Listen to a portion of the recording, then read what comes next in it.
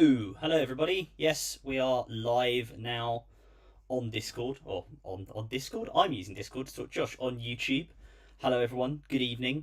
It's lovely to see you all. And today we are going to be talking about the Balance Dataslate from GW, which has come out fairly recently. So I hope everybody is excited to talk about the Balance Dataslate.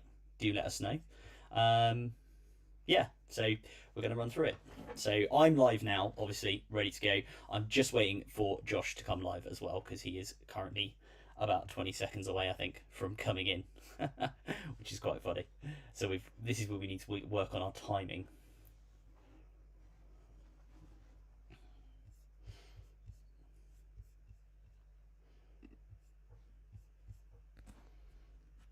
And I'll get some music going in a minute as well. Hey, we're live. We're live on everything. We're all live. We're live all over the place. Hey, Mr. Boob. Yeah, likewise. Can you hear me? Let me know if there's any issues.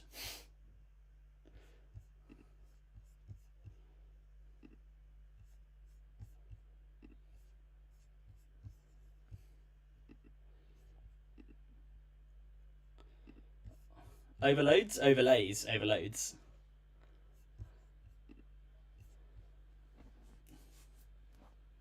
Hello.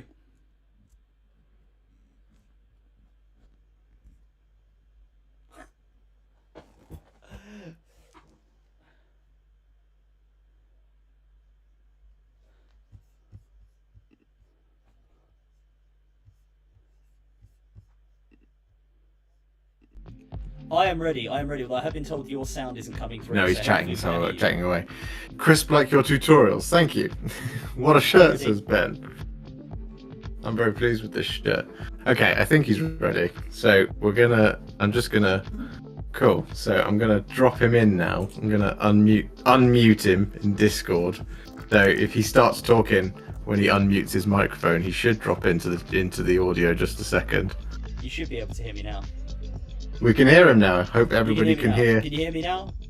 I can hear you. Can you hear Josh as well? So I've just been talking. I've been like waffling away, and I was like, yeah, we're live with Josh, and we're not, because I'm not there. You weren't coming through on mine. You were just an image. You were just chatting away. So yeah, we did that really professionally. I thought that went well. That was very professional. We'll work on it. We'll work on it. Don't worry. So I've got high def vision right now on my stream. I've got my stream open as well, I can see it. I'm pretty happy. But what we've also got is we've got a scene collection, because I'm not just going to be sat here talking into the camera. Because actually what we're going to be doing, just going to summon the finger of power right here. I'm going to go into a hobby cam like that. So what am I going to be painting today? I'm going to be trying to do I'm going to be trying to figure out how to paint this shining spear is what I'm going to be doing. We're also going to be... I'm going to be trying to, figure out how to paint this shining spear. I've got some... hey man, just recently got into the painting side of Warhammer and have watched a lot of your videos. I'm really enjoying it. Well, I'm glad to hear that, Marco ADRWargaming. I hope you're enjoying the painting side of it. Welcome to the hobby. If you ever need any painting assistance, Warhipster is the place to come, as well as many other places. The Finger of Power. The Finger of Power. It's early to be saying things like that, Josh. Yes, it is. 25 to 9. I've got Kelly in my chat complaining she can hear me twice. So she can hear you twice. She can hear me doubly. Oh dear. Oh dear. Oh wait, she can hear you twice because she's in the other room, or she can hear you twice because... No, she's in the other room. It's not an audio problem. I fixed all my audio problems apart from the audio problem that is me talking. So, you know, that's an audio problem we can't solve, I'm afraid. Yes. So, well, sorry to finish what I was saying, Marco. Marco, welcome to the hobby. I'm glad you're here, and it's awesome. Ben is calling Rich a nerd. Andrew says this ADRWargaming chap looks an awful lot like 5 Minute 40K, Long Lost Brothers. I thought this might come up. I will address this. I will address it now. So I was going to make a video today, and I frankly did not get time because I'm trying to enjoy my bank holiday. But yes, I have rebranded a little bit. I have changed my name, so I am now by the same name which most people know me as, which is ADRWargaming. It's what I am on Twitter. It's what I am on Instagram. The reason for that is quite simple, which is that I tried making a video on the Balance Dataslate, right? And I tried to do it in 5 minutes. And I worked on it like 4 or 5 times trying to re-record it. I could not fit commentary on the Balance Dataslate into 5 minutes. And I don't like misleading people, so I will keep doing 5 minute 40k. It will be a series on the channel of like unit reviews, probably, or like little rules interactions, things like that. 5 minute videos. But the channel as a whole has rebranded to ADRWargaming, so it has changed a little bit. So yes, I hope that's okay with everyone. Please direct any complaints to my complaints department, which is my bin behind me. But no, that has been the rebrand. So yes, I am now consistently ADRWargaming on all platforms. He is also now going to tell you. He's going to tell you what the real definition of ADR is, because it's not always dice rolling, is it? Well, I don't know. What do you think? What do you think it is? Absolute dickhead rambling. No, I'm joking. That's what we're going for. That's what we're going for. I'm on 2 cameras here. That's the other thing. I will have a fix for this whole camera setup shortly, so don't worry. I won't be doing the 2 camera thing where I'm like looking between 2, because Josh's viewers get this lovely view of me on my Mac camera, which is a bit rubbish. Nah. It's just like my chin. You get the viewers on my channel get the HD face. The viewers on your channel get the bearded chin. Currently the crimson chin, but I caught the sun of it today, so you know. Well, I don't think anyone's complaining, because you're a handsome man from many angles. Oh, that's so delightful. Thank you very much. Just a question that's come up in my chat from Barton Farm, who says, quick question, I'm not on Instagram, so might have missed an announcement, but has the Conclave stopped being a thing? You are not the first person to ask this. I can assure you the Conclave has not stopped being a thing. Reza, who is in the chat in Josh's chat, he and I are going to be recording an episode very, very shortly. We are going to get one going. We've had a series of issues with members of the Conclave being unable to basically do recording and stream content or anything like that due to internet issues. We had illness, we had holidays, there was like a whole bunch of things came together. I am fully aware that the last episode we put out was like February the 17th. But fear not, we have another one coming, and you know what? It might just feature this delightful bearded gentleman next to me, in front of me, who will be talking to us a little bit more about AOS, the new edition, the changes that have gone through, Thunder, or something, all of that fun stuff. Yeah, or something. But yes, we will have a new episode of the Conclave on the way, so don't worry. We are, like Chorley FM, going to be coming in your ears, and you're going to enjoy it. So don't worry. Right. PD Ostrander says, "Look at that high def. You get to go up on the big TV." I want to be on the big TV. I'm gonna go. You can put my face in high def on the big TV if you want. I'll go for the face camera only option. Everyone should still be able to hear you, Adam. But there you go. Now you can see me, just me, my face in exceptional high definition. What we can also do is we can zoom right in if you want to go for like some like zoom in, super. Zoom in. There we go. So you can now see my horribly blemished skin. So viewers on your channel won't see this, but I can do something quite similar on mine. Let me just see if I can fire it up. Let's get it going. Yeah, here we go. I can like do this. This is really weird. So if anyone's watching on my channel, you'll have giant Josh face and giant me face at the same time. Gigantic. I've just seen my stream preview just going right into my face. It was truly horrifying. Right, we're going to be talking about the Balance Dataslate, aren't we? Yes, we are. And I need to get some paints because I'm going to be painting a shining spear whilst you tell me I'm wrong. I'm going to zoom out because this is weird. And also, just anyone on my stream, apologies. I understand the audio is a little bit tinny, but I don't know quite what's causing that, so I'm going to kind of have to put up with it a little bit, but I will try and fix it at some point. You better.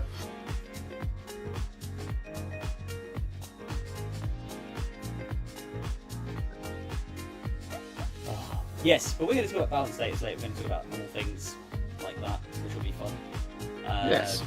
What do people think? I mean, before we ramble on, like, about the Balance Dataslate, like, let us know what you guys think in chat on Josh's channel or my channel. Like, let us know. I will say there was something that came up earlier and I didn't address it, which was from Sam Fry in my chat. He said Tyrant Guard are rubbish now. Tyrant Guard are not rubbish now. Tyrant Guard are perfectly good, and we will get to why, because it's a Balance Dataslate issue, shortly. But yeah, tell us, what do you think? What do you think of the Balance Dataslate, guys? Let us know in chat, and we will give you our rambling thoughts as well.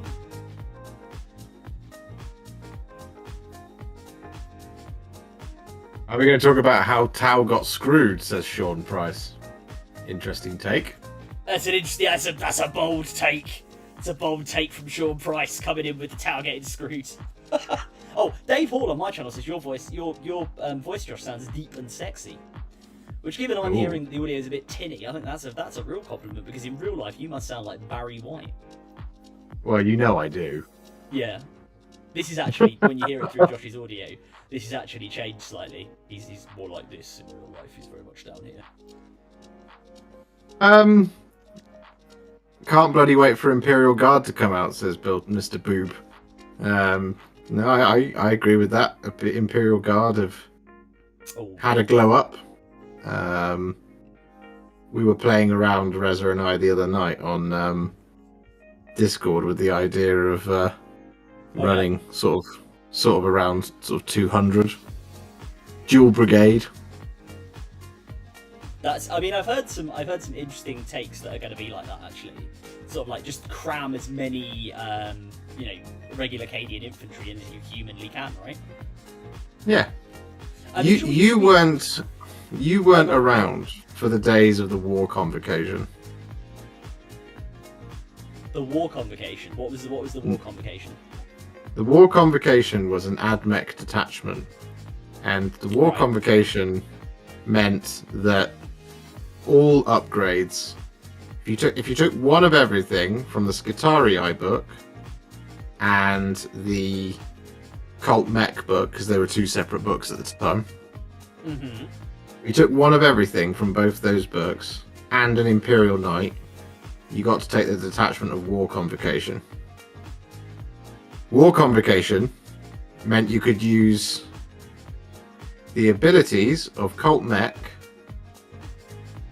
and the abilities of the Skitarii on all of the units, and it also meant that all upgrades were free. That's pretty cool. Now this was a problem. I can imagine. Because it just meant that, like, those upgrades that you always thought were nice to have, but didn't take. Yeah. You now just took them because you didn't have to pay any points for. Of course. And because you could take all of the upgrades, everything just went up exponentially in power. Yeah. So now, as a guard player, you're taking your Voxcaster. As you should be, right? I don't know. As you should be. Yeah. I think it's cool. No, I agree. Think it's cool. Guard need the help. But you're taking your Voxcaster, you're taking your special weapon, and you're taking your heavy weapon team. Why wouldn't you? No, absolutely. Because it's all free. You know what? I'm actually gonna get the Balance Dataslate in my chat. I'm actually gonna get the Balance Dataslate on screen. So bear with me a minute, because we're gonna get some weird window capture stuff. But I'm gonna get it up on the screen. So just talk to chat for 2 seconds. So Sean asks, how didn't the Tau get screwed? I do admit the broadsides needed the nerf hammer, but that was all that was needed. You guys got off light, man. You guys. Well, I know which camera looks at you. You're on just dude. You got off lightly compared to what you could have done, right? Remember what happened to orcs, and I'm not saying they didn't need it. And look at what happened to Custodes. You guys got off pretty lightly. Well, so the other thing that I know people are a little bit upset about in Tau community is the changes to indirect fire because of the air bursting fragmentation projector and the smart missile systems. So I get that kind of feels like more of a targeted nerf for Tau as well. But things that still exist for Tau are the devilfish spam with the breaches, and all of those stacking buffs are still there. Broadsides are still good; they just lose core. But what they actually do, the changes to broadsides, what it does is it makes things like the Riptide a little bit more legitimate. Because the reason you took broadsides over a Riptide is because broadsides got core, which meant they could have access to all the core features, which is really, really strong and really, really good and really powerful. But now the Riptide becomes viable again, because the Riptide and the broadsides, there's not really much that separates them now. So that's a good thing. That's a good thing, I think, for the game. I agree. Some of the far sight, I admit, maybe the 9 inches might be a little bit strong for them because it was 12, right? Yes, it was 12, So that might be a little bit heavy-handed. I didn't know. Like, I know that there was kind of you were running like kind of like a choice, really. You were either kind of going. I know lots of people at the beginning said Borkan was the best, but as I predicted, it was just going to all turn to Tau and Farsight Enclaves. Because whatever. And actually, the thing that everybody was really upset about, the Hammerhead, that's still around. Yeah. I mean, the thing is, right, the Tau, like, most of your stuff didn't really get touched. I don't think. Yeah. Like, as Josh says, like most of the things. So the thing that makes Tau really, really good, right, is in the new book. Really, I mean, broadsides were very good, right, but they're still infantry. They can still walk through walls, right? They're not core, but what do they lose by not being core? Well, they lose ethereal buffs. Right? Really? Yeah. Like Tau is an army that doesn't. And you know what? Look, I have a Tau army, but I don't play Tau at the moment. I play with the 9th edition Codex. So shout at me if I'm completely wrong here. But the main thing I can think of off the top of my head that was like one of the combos people liked was the ethereal buffs, right? That you got, 'cause it just made the broadsides, which are very durable anyway, even more durable, right? By losing core, they've kind of they've lost that, but they're still really good. You just might not see them as much anymore. Your unit, which everybody really, really loved, which is incredibly powerful, which is the Crisis Suit units. Apart from, I mean, if you've glued air-bursting fragmentation projectors onto every single one of your Crisis Suits, then yes, you have lost out due to the indirect fire. I'm going to say something controversial here and say, unlucky guys, I don't care, I'm fine with that, right? Indirect fire is not interactive. It's we've all done it. I've used my Hive Guard, right? I'm glad Hive Guard took a took a hit in the new Tyranid book anyway, but that's a separate conversation. Indirect fire is a horrible mechanic, right? I'm okay with the change they've made where the guards still keep it at the normal ballistic skill, but the fact you're just -1 ballistic skill and you can also face another minus to hit from the from going through dense terrain or something like that, I'm fine with it. Honestly, I'm fine with it. I think it means it's going to lead to much more interactivity. And you know what? If your Crisis Suit models have to actually get up in someone's face to do damage, or at the very least they can't sit behind a wall 24 inches away firing off their air-bursting fragmentation projectors, so what? Like, it just means you have to kind of think a bit more. It's going to force you as a Tau player to probably make slightly different choices in how you move your units around. But your Crisis Suits have still got all their normal buffs, can still move really quickly, have still got loads of other incredibly good weapons. I don't see where the loss is, really. Like, compared to what they could have done to Tau. Yeah. I think you guys got off pretty lightly. Yeah, I'm inclined to. I'm inclined to agree. Sure, everyone's going to go with plasma. I agree. Everyone is going to go with plasma, and I'm fine with that. Like, at least with plasma, you have to come and look at me to do anything. I had planned to go for plasma anyway. I hadn't planned for air-bursting fragmentation. Let's be fair. The other thing I will say about air-bursting fragmentation, and Sean, please, I'm not picking on you, because if you've done this, whatever. I'm sure you probably haven't. But, like, the sweaty play with, to use the term, with air-bursting fragmentation projectors is obviously to put them on every Crisis Suit model. The problem is they don't come in the Crisis Suit box. So either you've bought like 20 commanders, right? or you've gone to a bit site, or you've 3D printed them. Realistically, it's probably going to be 3D printed them, right? Yeah. Fair enough. That's fine. I've got no problem with people doing that for weapon loadouts that are legal. But like at the same time, it's something that doesn't come in the box, and a lot of other armies are seeing their unit weapon choice restrictions restricted to what comes in the box. So again, I'm kind of okay with the air-bursting fragmentation projector becoming a little bit rarer, albeit in a kind of roundabout way, because it sort of reflects what the crisis suits are meant to do. They're meant to get in there. They're meant to kind of, again, when I say get in there, I'm not talking about running up and punching anyone, unless you're Farsight, I guess. But, it's more reflective of what crisis suits should be. And also, for the record, crisis suits are cool. They're like the coolest bit of Tau, I think, because it's what was on the OG codex. That shot of the crisis suit coming down, it's exactly what they've reflected on the new 9th edition. So them coming in, shooting everything with their various different guns, that's what crisis suits do. What crisis suits don't do is sit behind a wall 24 inches away and go with their air-bursting fragmentation projectors. Yeah, that's my view. Tell us how you really feel, Adam. Yeah, I mean, smart missile systems as well. Like the changes to indirect fire on smart missile systems. This sounds like I'm kind of being salty or whatever, but like it's a little bit harsh on smart missile systems, because smart missile systems should be, that's the whole point of them.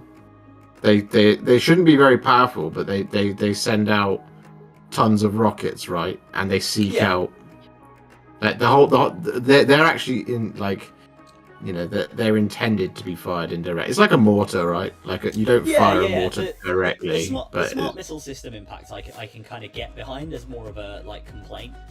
But again, I'm kind of okay with that from a game state perspective, because not that you, I don't, for a start, I don't think you really when you think, sorry, I'm gonna have to word this carefully, but when you think about it, right, with your smart missile systems, when you're playing a game on average, most of the time, the stuff that Mark's missile systems, that's the new name for them, by the way, Mark's missile systems, no, smart missile systems, most of the time your stuff, whatever unit they're on, is probably going to wanting to be targeting something it can see anyway, right? So like a rail side, for example, a broadside with a railgun and with the smart missile systems on his shoulders, right? He's going to want to shoot something with his railgun, which he can only do directly anyway. So he's going to want to walk out, take a pop at something. So at that point, the ability of the smart missile system to hit something in cover, out of line of sight, is essentially a bonus, right? It's just an ability for you to sit there and go, oh, well, I'm going to shoot this tank with my railguns, and I'm also going to maybe, because I think I might kill it or I might do enough damage off my one shot, I'm just going to put my smart missile systems into that unit of Marines that are sat behind a wall, right? It's like a bonus. I'm kind of okay with that becoming much less of a choice, and you instead going, oh, okay, I'm actually going to target my smart missile systems also into something I can see. Again, it just boosts that interactivity. Yeah. I think you're gonna have to, if you lent into the way Tau play in the current meta, you're gonna have to change how you play, and that can feel like a screw job. And so I sympathise. No, I have some sympathy for it, but I just think the Tau, on the whole, for an army that's doing as well as they are, I think they got off quite easy in this. Yeah, they escaped. I thought you were going to see something like change the points value of crisis suits to 55. Yeah, exactly. I thought crisis suits would go up, but they did not, which is good. They did not. But yeah, I don't know. So I've got a question from Dave in my chat. He says, just wondering, is Hiveguard fire still indirect now that the target has to be visible to a Synapse creature? Yeah, I mean the Hiveguard themselves are still indirect fire, but I think they ignore all hit roll and ballistic skill modifiers. I will double check that in a second, because I think Hiveguard basically still get round this rule. But Hiveguard are not as good as they were, rightly so, I should add, for a whole bunch of other reasons. So you're probably not going to see them in Tyranid armies, certainly not to the degree that they were in Tyranid armies. But yeah, they're still they're still viable if you want to take them for sure. The codex is out now, isn't it? The codex is out now. Yes, my copy actually hasn't arrived. Mine's someone told me earlier it was the shadow in the post has stopped it arriving. So hopefully it will arrive sort of Tuesday time because no post on Sundays. But yeah, I am looking forward to getting my hands actually on the physical copy. Mainly because I want to read all the lore. I'm very familiar with the rules now, but I want to read the lore and look at the artwork because that's cool. That to me is like the best part of having the physical codex because you can get the rules online, right? You can go to Warhippedia, you can look in Battlescribe, you can look on the Warhammer app if you're a bit of a sadist. But you can have a look at all the cool bits of lore, and there's always something interesting sprinkled in the lore, right? Like somebody the other day on Twitter was talking about the 11th Primarch, and I pointed out, or talking about the 2nd and the 11th Primarchs, and I pointed out that in the Custodes book, it talks about how when the Shadowkeepers guard the dungeons, there is, of all the most dangerous crap in the universe that the Emperor has decided to put away in his personal storage locker underneath the Imperial Palace on Terra. One of the things it talks about is it says Subject 11, which is widely sort of hinted or interpreted to be the 11th Primarch. So he or she, should I say controversially, or it is down there in the dungeons, and the Shadowkeepers are looking after him. Or it's just yeah, it could just be anything. Some bloke called 11. Yeah, it's actually a small American girl who went to the other side. Yeah. All right. So Tau, yeah, there's some challenges with Tau. Custodes, we should talk about Custodes. Well, do we want to do? I know we're doing army specific stuff at the moment. Do we want to just run through the universal rules just to explain what has changed? Mainly because they come up first on the data slate, right? So we should just say what has changed for everyone because I think that's quite big. Or we can focus on Custodes. I don't mind. What would you prefer? Well, let's get the salt out of the way. Let's get the salt out of the way. Okay, I will scroll down on my screen. I've scrolled down to Adeptus Custodes. So the Custodes, sorry, Golden Boys, feel for you guys. You got hit pretty hard, right? And this is what I say when I say about Tau players. And again, Sean, by the way, said he doesn't do what I said with air bursting fragmentation, so I'm fine to criticise. So good on you, buddy. Or good on you, buddy. I'm going to remember which camera I'm looking at. But yeah, Adeptus Custodes, they got hit pretty hard. So for 3 bullets to the head. First one, change the 3rd bullet of the detachment abilities of an Adeptus Custodes detachment to read troops units in Adeptus Custodes detachments gain the objective secured ability. Now this one's quite big because Custodes for a very long time have had OBSEC on everything. And then when the new book came out, they basically went to like OBSEC on infantry. So obviously the bikes didn't get it anymore, the Virtus Praetors, but they were very good for other reasons. And your Trajan Valorises, your Alarus Terminators, they all still had it. So you could stick an Alarus Terminator on an objective and you would be quite happily holding it. Still also counting as double as well. That's the other thing. They have still kept that. That is important to remember. They still count as 2 models on an objective, all of them, all the infantry. But it's only the troops now that have objectives secured. So that probably means we're going to see more sword and board mass infantry lists.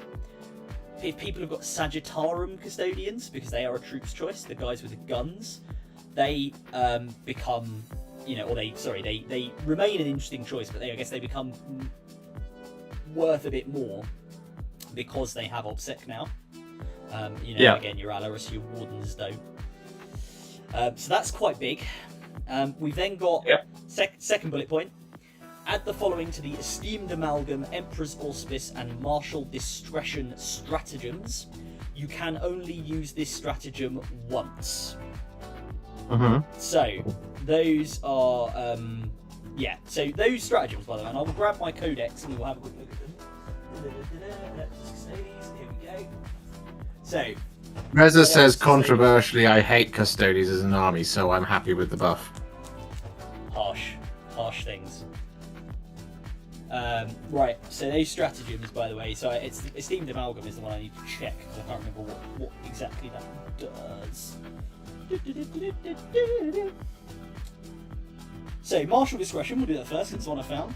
So, using your command phase, basically, after selecting a Martial Qatar to be active for your army, select one Adeptus Custodes unit from your army and one Qatar stance that is not active for your army. Until the start of your next command phase, the unit benefits from that stance instead of the active Qatar stances for your army. If it's 4 or fewer models, 1 CP, if it's more, 2 CP. So that's, I don't think that's not, maybe not that big, but I guess the ability to manipulate your Qatars for a given unit is quite cool. Emperor's Auspice is the one that we all know a bit better, which is basically no rerolls. So no reroll hits, no reroll wounds, and obviously that could target anything. So the fact you can only use that once per game, that's pretty big. Yeah. Makes you be much more selective. I think that's a bigger hit than losing Obsec, actually, in a lot of ways, for the durability of the army. And the other one, which I now can't find. Martial Discretion. What am I looking for? I'm looking for Esteemed Amalgam. Rich Watkins going to be in chat, like shouting at me because he'll know it off the top of his head. Do you know that one, Josh? Esteemed Amalgam? No, I don't. Must be a specific one. Hang on. Of course, it's Emperor's Chosen. I was going to say it's Shield Host specific. Yes, this is the Emperor's Chosen stratagem, and the Emperor's Chosen were the Shield Host that like everybody took. So Esteemed Amalgam is using a command phase, select one Emperor's Chosen unit from your army until the start of your next command phase. Though the models in that unit have the traits. And then select another Shield Host fighting style until the start of the next command phase. The models in that unit have the traits of that Shield Host fighting style instead of Magnet Imperator, which is the Emperor's Chosen one. So basically, they lose the reroll a hit or reroll a wound, and each time you take a mortal wound on a 4-up, it's not lost, and they can pick like another one, like Shadow Keepers or something like that. So that is quite powerful. Yeah. And again, being able to use that once per game, I actually kind of think that might be a bit harsh. Yeah. What a chat, people. Gorkin Gaming. Yeah. See, I said Rich Gorkin will jump in the chat and just tell me like he knows it straight away. And yes, Richard, it was the Emperor's Chosen one. You were absolutely right. I don't know. I think using that once, like restricting all of those to once per game, it's a bit harsh. Maybe I would have maybe just jacked up the CP cost of them. I don't know. Chat, what do you think, guys? What do you think? Is that too much? Is that too harsh? I know Reza's like hates Custodes, so he's going to be like, he doesn't care. Yeah, he's going to be very happy. He's going to be a happy boy. But yeah, I don't know. I think that's like a little bit harsh. But yeah, let us know. I don't know. And the final bullet point I should say on the Custodes on the Salt Train is you change the Adeptus Custodes keyword in all instances of the Arcane, Genetic Alchemy, and Emperor's Auspice stratagems to read Adeptus Custodes Infantry. So obviously we've already covered Emperor's Auspice, no rerolls. Arcane Genetic Alchemy is transhuman for Custodes, so basically now only works on infantry, so you can't use it on your bikes. So again, makes the bike meta a little bit less prevalent, I guess. Yeah. Andrew Begg in your chat says, make all strats once per game. Fight me. I agree with him. Any strat once per game. I don't know. I don't think strat should be once per game, but I think a lot of the unit-specific ones should be rolled into people's data sheets. Controversial. But I think they should be rolled in. Even if you have to spend CP to activate them, so that they're not just on all the time. I think there's like unit-specific ones which should just be attached to a data sheet. I don't know. Is that too much? Am I wildly theorising here? I think stratagems are a bit of a plague, to be honest. There's too many. There's definitely too many of them. I absolutely agree with that.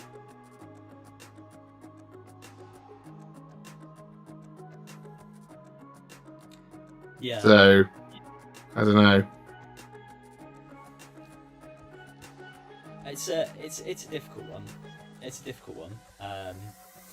But yeah, that's what the Custodies got, and it didn't go too well for them. Now a lot of people are saying Custodies are dead. I don't think they are. They're still a very good army. I think you still have a lot of play. You just have to change your play style. And I think it's going to be a lot harder, obviously, to hold objectives. I think where Custodies going to fall down is their ability to hold objectives, potentially.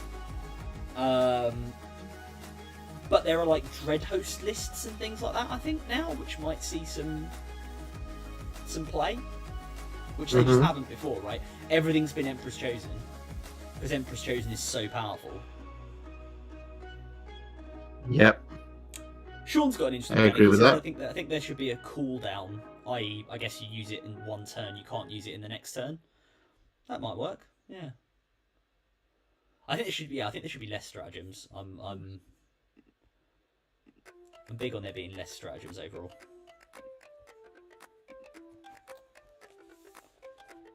But yeah. So yeah, Custodies. If anyone in the chat is a Custodies player, let us know what you think. Are you going to change your build? Have you been running 9 bikes? If you've been running 9 bikes, it's not so good. Not so good for you. So yeah, bad times. But those really, go on. I think if you've been running 9 bikes, you're part of the problem rather than the solution. Yeah, if you've been running 9 bikes. Ha! Although, can I just note, again, like, so a good example of where things have changed, and, you know, Custodies obviously got hit with a nerf app, but, like, there's still a load of power in the army. Can I just point out that Trajan Valoris is still 160 points? Yeah. Yeah, he's not OBSEC anymore, but he's still 160 points, and he is ludicrously good. Morven Val isn't OBSEC, and she's like, what, 280? Yeah. So, again, was it the worst thing in the world? I don't know. I'm gesticulating wildly at both cameras. Yeah, who knows? Who knows? But no, look, Custodies, you're not dead. There are other things in this book that you will just have to use from now on. And actually, I was listening to one of the Frontline Gaming podcasts, and they actually made a really good point, which is you can tell that Custodies were in a bit of a bad place, right? When you could look at pretty much any Custodies list in any tournament, and without knowing what was in the list, pretty much guess 1,500 points of it. Yeah. Like straight away, you know, even just off the, you know, HQs. Okay, well they've got Trajan, they've got a captain on bike, with a captain commander trait, tip of the spear, and more than likely they probably got Mr. Worldwide with a Praetorian plate. Yeah, I mean, You know? I would argue that, like, most competitive armies you can do that with. Yeah, but I think there's a degree to which the book kind of, you know, this may be a problem, for example, with the Tyranny book going forward, that we might see it in tournaments, but the book kind of made you inevitably go towards Emperor's Chosen, loads of bikes. You know, there wasn't much like diversity there, so I don't know. This is where I think we get. That's where I think we get a little bit interesting, because I looked at that book and I went, "Oh yeah, the bikes are good, but like I think Terminators are better." Yeah, no, exactly. You were big on Alarus going in. That is true. Because I think, because you know, I've seen a lot of people saying, like, you know, I've seen the same things, that Custodies are dead now, and I'm just like, oh, my sweet summer child. That's simply not the case. But for anybody who thinks that like this freehand that I've done on here looks garbage, it does.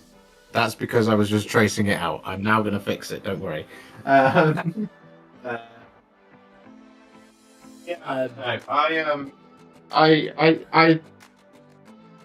It's tough. Very tough. Yeah. Just to say, Rich, I know you've asked a good question in chat. We will get to it because we will go through the big changes, the multi-army changes in a second. But Josh, you were saying Custodies. Yeah, I think I think I always thought that like custodies were, particularly with this book, the whole point of them was not to table anybody. It's to basically go, you can't table me. Yeah. And I don't know anyone who was playing it that way. Yeah. Because if you're playing with the bikes, you're trying to out damage your opponent. You shouldn't be doing that with custodies. Yeah, they just try and play the mission, hold the objectives. Yeah, it's a fair point. Well, shall we? That's just that's just how I felt about the book, which is why I thought I thought the Alarus were a better option. Mm-hmm.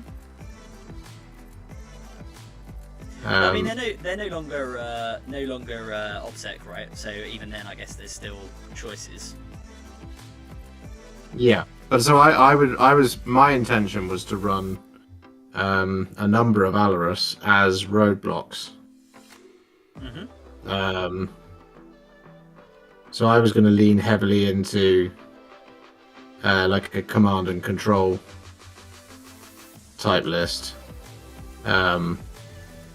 with my custodians, and I still will, because I think that will really work with them, and I think there's going to be no better army for doing that other than maybe Death Guard, but yeah, I don't know. It's interesting, very interesting. Yeah, I think it forces some change into lists. It makes things a little bit different. So, yeah, I mean, I say it does hit custodies, but I'm kind of okay with with that a little bit. Yeah, I'm okay with it. The changes. I don't think there was any. I think losing OBSEC on anything that isn't troops is a bit harsh, because when you combine it with again the changes to bodyguard, there is now the Wardens unit, which just you'll never see it anywhere. Yeah, no, true. Wardens has absolutely no play whatsoever. Yeah, they did take a bit of a hit on that front. People in my stream, you can also now see what Josh is painting, this beautiful shining spear. So, well, it's not beautiful yet, but it will be. I think it's beautiful. It's getting there. I'm in the process of creating. Yeah. Shall we talk about so Dan in my chat says, I only ran 1x3 bikes, this just nerfed most of my list to try and tackle the bike spam lists. Yeah, I feel you there, man. Like, if you were just like I've got 3 bikes, right? So I would only ever run 3, like, at the moment. And yeah, I guess this does make them pretty rubbish. I still think there's still definitely a place for the 1x3 bikes, because they're still very powerful, right? You've lost some of the durability on them, but they're still very good.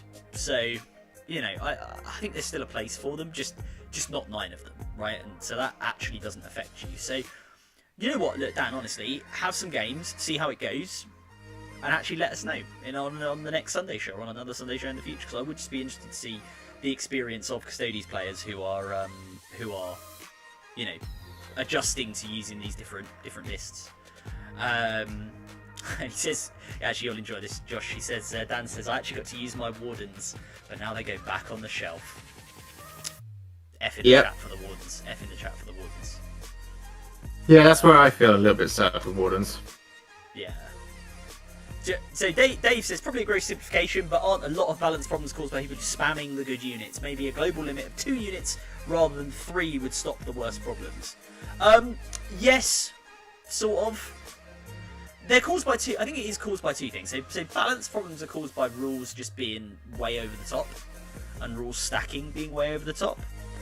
But in terms of like individual units, yeah, definitely, right? You get super spam lists, and then you get a kind of sometimes a mass, a bit of or maybe an overreaction, or certainly a heavy-handed reaction from GW, where they just cut the limb out from underneath, certain lists. And in some cases, I think that's fine. So the IR I'm reserving there is orc buggy spam, which was, excuse my French, fucking nonsense, right? Personally. I think, because it's not like that's not what orcs do. Like, even in a speed war, 3x3 grot, whatever they were called, squig buggies, sat behind walls, firing at people. Yeah, that's really orky, that is. Mm-hmm. Anyway. I was talking about this earlier today. What's that? And I think the fundamental problem is, I think one thing you need to get rid of in 40k is the detachment system. You reckon? Yeah. I don't think there's any point in keeping it now. What makes you think that? You used to use the detachment system in order to purchase CP, right? Yeah. That's what it used to be. And then they changed it so that the detachments now cost you CP. So what everybody does is they run patrols. Yeah. Right? They run patrols so that they can avoid spending too much CP. And some of the patrol restrictions are just weird. Like, anyway. So I'm going to borrow from my favourite game in the whole wide world, Age of Sigmar. Age of Sigmar has, because it's just a better game, mate. But Age of Sigmar has, it has ways to create detachments that give you an extra rule. Yeah. Right? That's what detachments do in Age of Sigmar. You don't use them to manage your CP. They give you an extra little rule. So, for example, if you run like the monster one, you get to do an additional monstrous rampage, for example. Mm-hmm. That's what you get. Now, in Age of Sigmar, for list building, everybody has to have at least 3 battle line. Yeah. There's no getting away from that. You have to take 3 battle line. That's your troops. End of story. Age of Sigmar, right? Yeah, that's your troops. Well, that's your things that are... Yeah, I mean, that's your troops, yeah. So, stuff that... that is considered to be troops within that unit. Now, you do get a lot of conditional battle line in Age of Sigmar. So, like, if you take X as your warlord, then it makes this particular unit troops, which is quite cool. Mm-hmm. And create it can create quite a fluffy thing. It can also be open to egregious nonsense at times. Dragons. Yeah, stuff like the dragons, right? Because being able to take that many dragons it's cool. It's thematic. It's strong, would you say? Well, no, because Stormcast have got a lower win rate than all of the nonsense factions in 40k, so you can shut up. Okay, yeah, sure, fine. What is, like, ghost people? What's their win rate in AOS? Which ones? Nighthaunt. Nighthaunt. Like Nighthaunt's win rate, yeah. Nighthaunt's isn't very good. Okay, right. But I think it's higher than Ultramarines. Anyway, doesn't matter. My point is I think you need to get rid of the detachment system, because the detachment system causes a lot of problems of min-maxing and trying to avoid paying the cost, right? Mm-hmm. There are armies that cap objectives without objective secured units. That's how they're designed. Yeah. And whilst the Custodes everything that walked on 2 legs had objective secured, there are things there that are just not designed. They're not holding objectives. That's not what they do. Not in the fluff. Not in the narrative of the game. Not in the spirit of the game. Those things do not walk into walk into a bunker and then stand there. An Alaris Terminator does not go and secure supply caches. That's not what they do. Right? So I think that's first and foremost what you should do. I think you should get rid of detachments. Okay, we're and rid of go back to as Rich was saying, in my chat, as in going back to a combined arms detachment. Yes, Rich, I think you go back to combined arms as an arms detachment, and you then if you want to, you can organize the units within the combined detachment into other detachments that can grant little extra bonuses for taking it that way. Okay. Sure. Anyway, so I think that's one thing that you could do. The other thing I think you should do is you should make it so that only OBSEC units can score. Okay. End of story.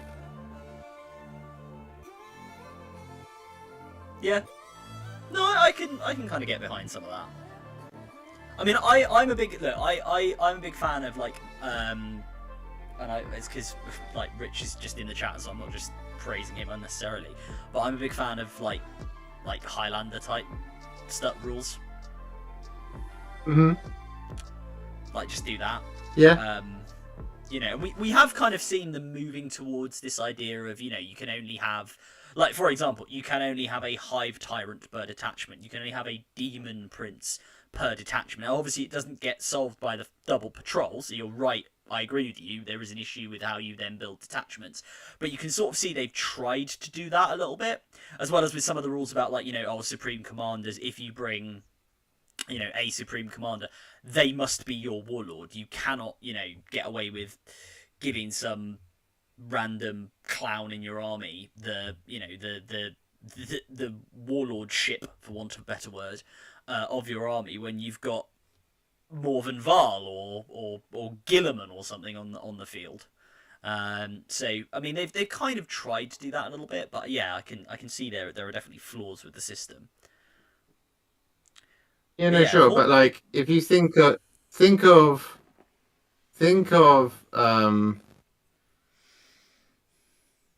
I'm trying to think of an example of an army, like, but imagine how different. In fact, let's go actually with your Tyranid army that you've been running. Yeah. If only OBSEC units could score, only OBSEC units could score. So it doesn't matter if you stand your Hive Guard on your backfield objective, you're not going to score that objective. Yeah. You might hold 100%. it, but you're not going to score any points for it. Yeah. How different is your how different is your army list? I'd probably swap out. I'd probably put in some because I have been running like blocks of warriors anyway. So I would have like three, you know, 3 units of 3. What I would probably do is swap out like a, I don't know, like a Morlock or something for a bunch of like faster OBSEC units, like gargoyles. No, I mean the list that you've been running up until now, not the one that you're planning. No. I mean, okay, so fine. So I wouldn't take the Morlock out. I'd like get rid of a, I don't know. I'd maybe like if it had been the list that's like a well, that would have been Crusher Stampede, right? So I'd have to just take more warriors. Really, it would be like getting rid of Hive Guard and having warriors would be the way to go.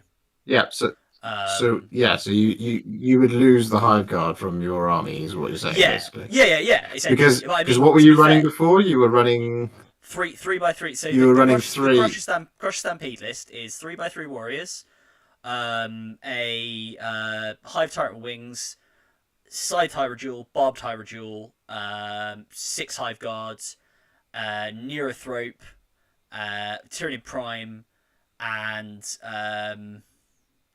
what else is in that? Oh, Stonecrusher Carnifex and a Harpy. So I'd probably like drop the Carnifex, right? Drop the Carnifex and replace that with warriors in the old list. Yeah, sure. Because again, so imagine, if you will, that you and I are playing that game. Yeah. Only your troops can score. Yeah. And I kill 9 Tyranid warriors. Oh yeah. You can't score any points now for the rest of the game. Points, yeah. Yeah, which is to So be it fair doesn't is matter how why. much power you've got.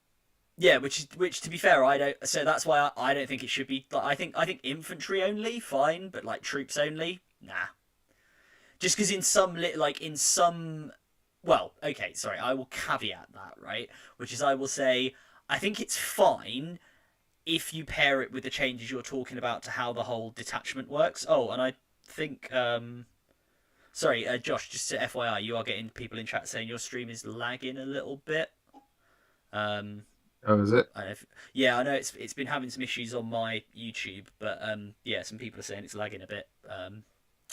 But yeah, Uh, but anyway, to continue, what we were saying, the like there are you'd have, as I say, if you change it holistically with the things you're talking about how you actually build your detachments, I think that's fine. That would work. I think if you do it without that, if you like kept the current detachment system, and also frankly some of the rules for the way you can build armies and are incentivized to build armies indeed in 40k, that would be a little bit rubbish, right? Because but I just think why? it would. Well, because it would mean there are some armies which just become completely unworkable, right? So Like who? again, well, a Crush Stampede would be an example because they can only take warriors. They don't have any other troops choice, right? This is the Yeah, problem, so you have to take right? more. So you have to take more warriors. Yeah, but you're still gonna. They're only a four up. Remember, it, Mate, they're a 4-up save and a 5-up invent save. You're gonna any other like Tau, for example, with fire warriors will mince them.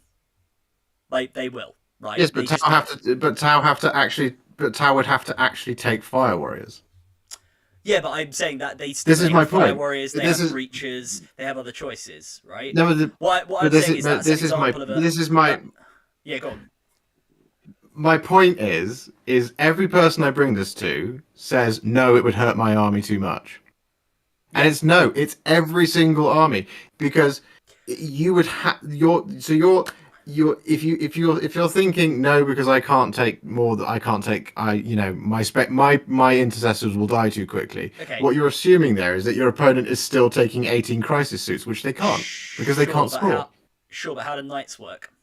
Well, no, that I don't think that's no. You're not. You don't have to make that assumption because it's all points dependent as well, right? So Crush is an extreme example, right? I would say that concept works fine with Tyranids generally because Tyranids generally, you can take well in the old book you can take Hormagaunts, Termagants, Gene Stealers, Warriors. You've got multiple choices of how to build your army, right?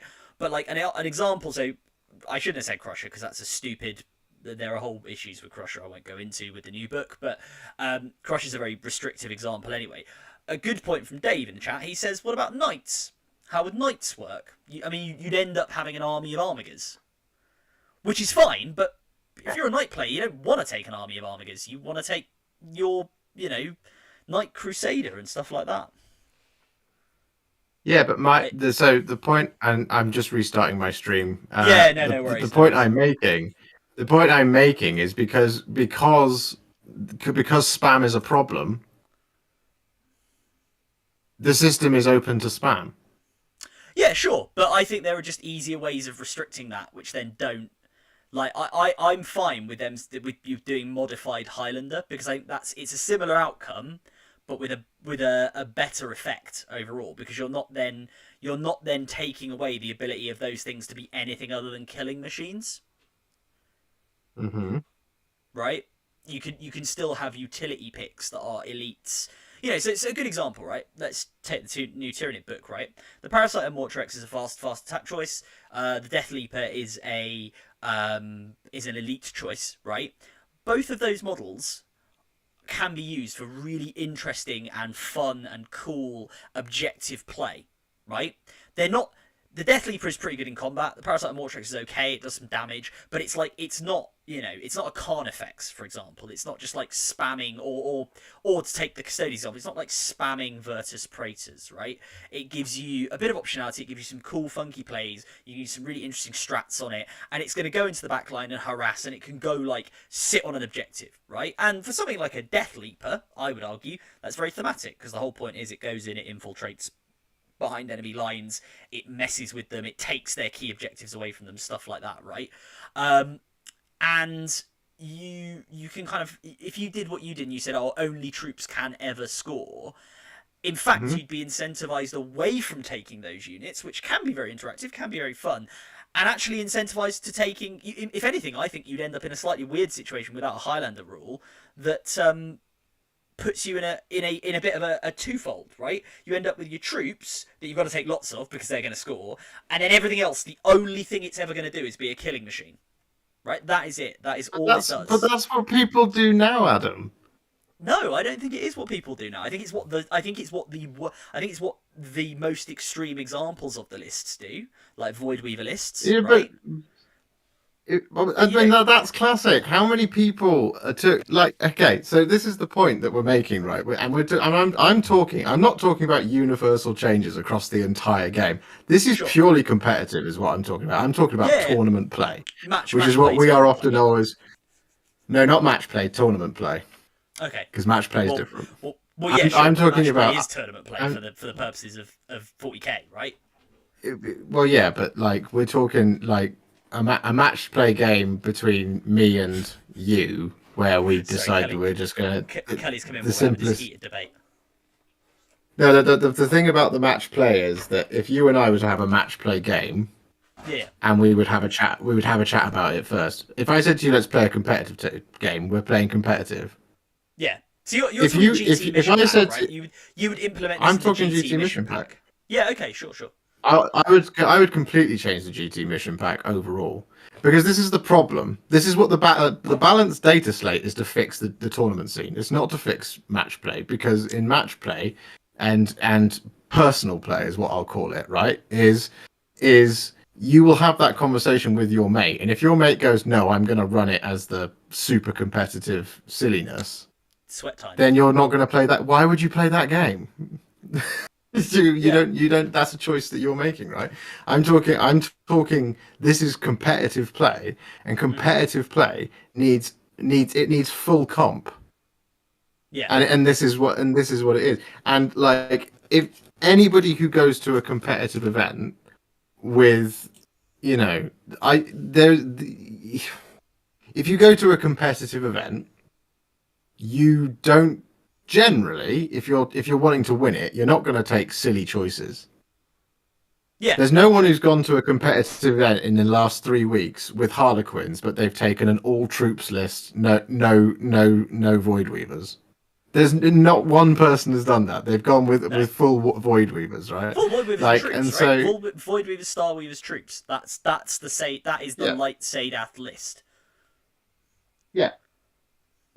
Yeah. We've gone way off. And there's nothing. Oh no, it's all part of the data slate, because the data slate is designed to fix the tournament play.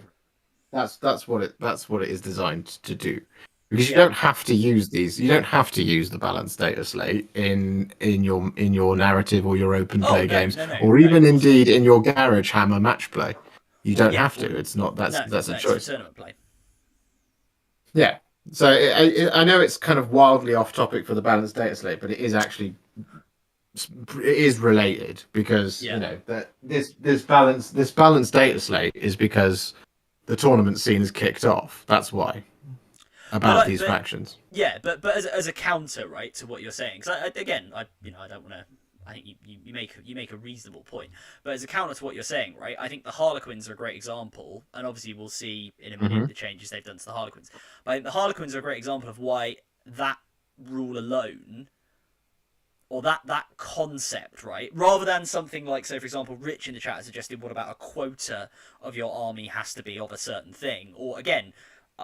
I'm a big fan of modified Highlander style rules, right? I don't know how you would make that work on a tournament level, but I'm okay with those. I think those are fun. And or the other thing is saying you must bring a battalion.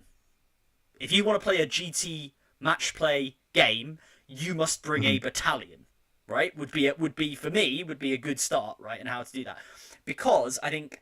And obviously, again, it's an edge case, but like where your concept falls down is that would do again, ignore points change, ignore everything else, all else being equal, that would do jack all to those Harlequin lists, because those Harlequin lists, the really abusive light Sadath lists, does nothing to them. They don't care. They go, cool, we've got loads of troops for scoring, because we're already built like that, because we've only got like 8 data sheets. We'll still bring a load of Void Weavers, because, again, we don't care. They're still the killing machines they would be. We were never using them to sit on objectives, right? And our Star Weavers are really there to ferry the troops around to get on objectives. So, like, that change for us makes zero difference whatsoever. Yep. In the current meta. So that's why I think saying saying only troops can score is a bit extreme. Maybe only troops can do actions. So I'm now going to shock you. If you thought about this is what this is what Age of Darkness does, and it's fine.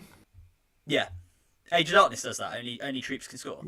There are a number of scenarios and matched play scenarios in Horus Heresy games where only troops can score. Okay. And it works. And I would suggest that Harlequins being the way they are is busted. Yeah. Because that is the one example in the entire of 40k of where if we made it so only troops can score, Harlequins win every time. Well, then that means that something's fundamentally not right with the Harlequins. Maybe they need more data sheets. Yeah. They just got a huge bump in data sheets because they were supposed to be part of an Eldari army. Yeah, true. Yeah, I just think there's other way. I think saying only troops can ever score anything. Mm-hmm. I'd be okay with maybe troops can, like, we have it now to some extent, right? Where only, they took away, they made it so that secondaries could only be performed by minimum units of, like retrieve Nachman data can only realistically be done by a 5-man unit of infantry or character, I guess. So they've sort of done changes like that. But I think holding objectives, I don't know, I'm kind of okay with it. I don't think that necessarily would solve a problem. I think what it might lead to is just actually kind of more boring, less varietal armies without actually addressing those that already benefit from it because they're kind of, as you say, the Harlequins have those wider problems. I think the way you do it, for example, as I say, like, either quotas or you say you have to bring a battalion, which forces you into 3 troops because that gets rid of your your double patrol issue. I'd be fine with that if they said you have to bring a battalion to play a match play game. You've still got plenty of slots. You're still going to have minimum 3 troops. Like, I think that would go a long way to solving it, right? Because I think it would actually cut out. Because it actually would cut out. And also, by the way, again, I said it on last week's stream, and I'm going to say it again. Drakari players, you can bring a bloody real space raid. You can't do your 3 patrol bullshit. You bring a real space raid because it's in your book and you're meant to use it. So there we go. it's my feeling on the matter. Because otherwise it's pointless. So yeah, I don't know. Built on Boob says, burn the heretics and everyone, play narrative, forget everything else.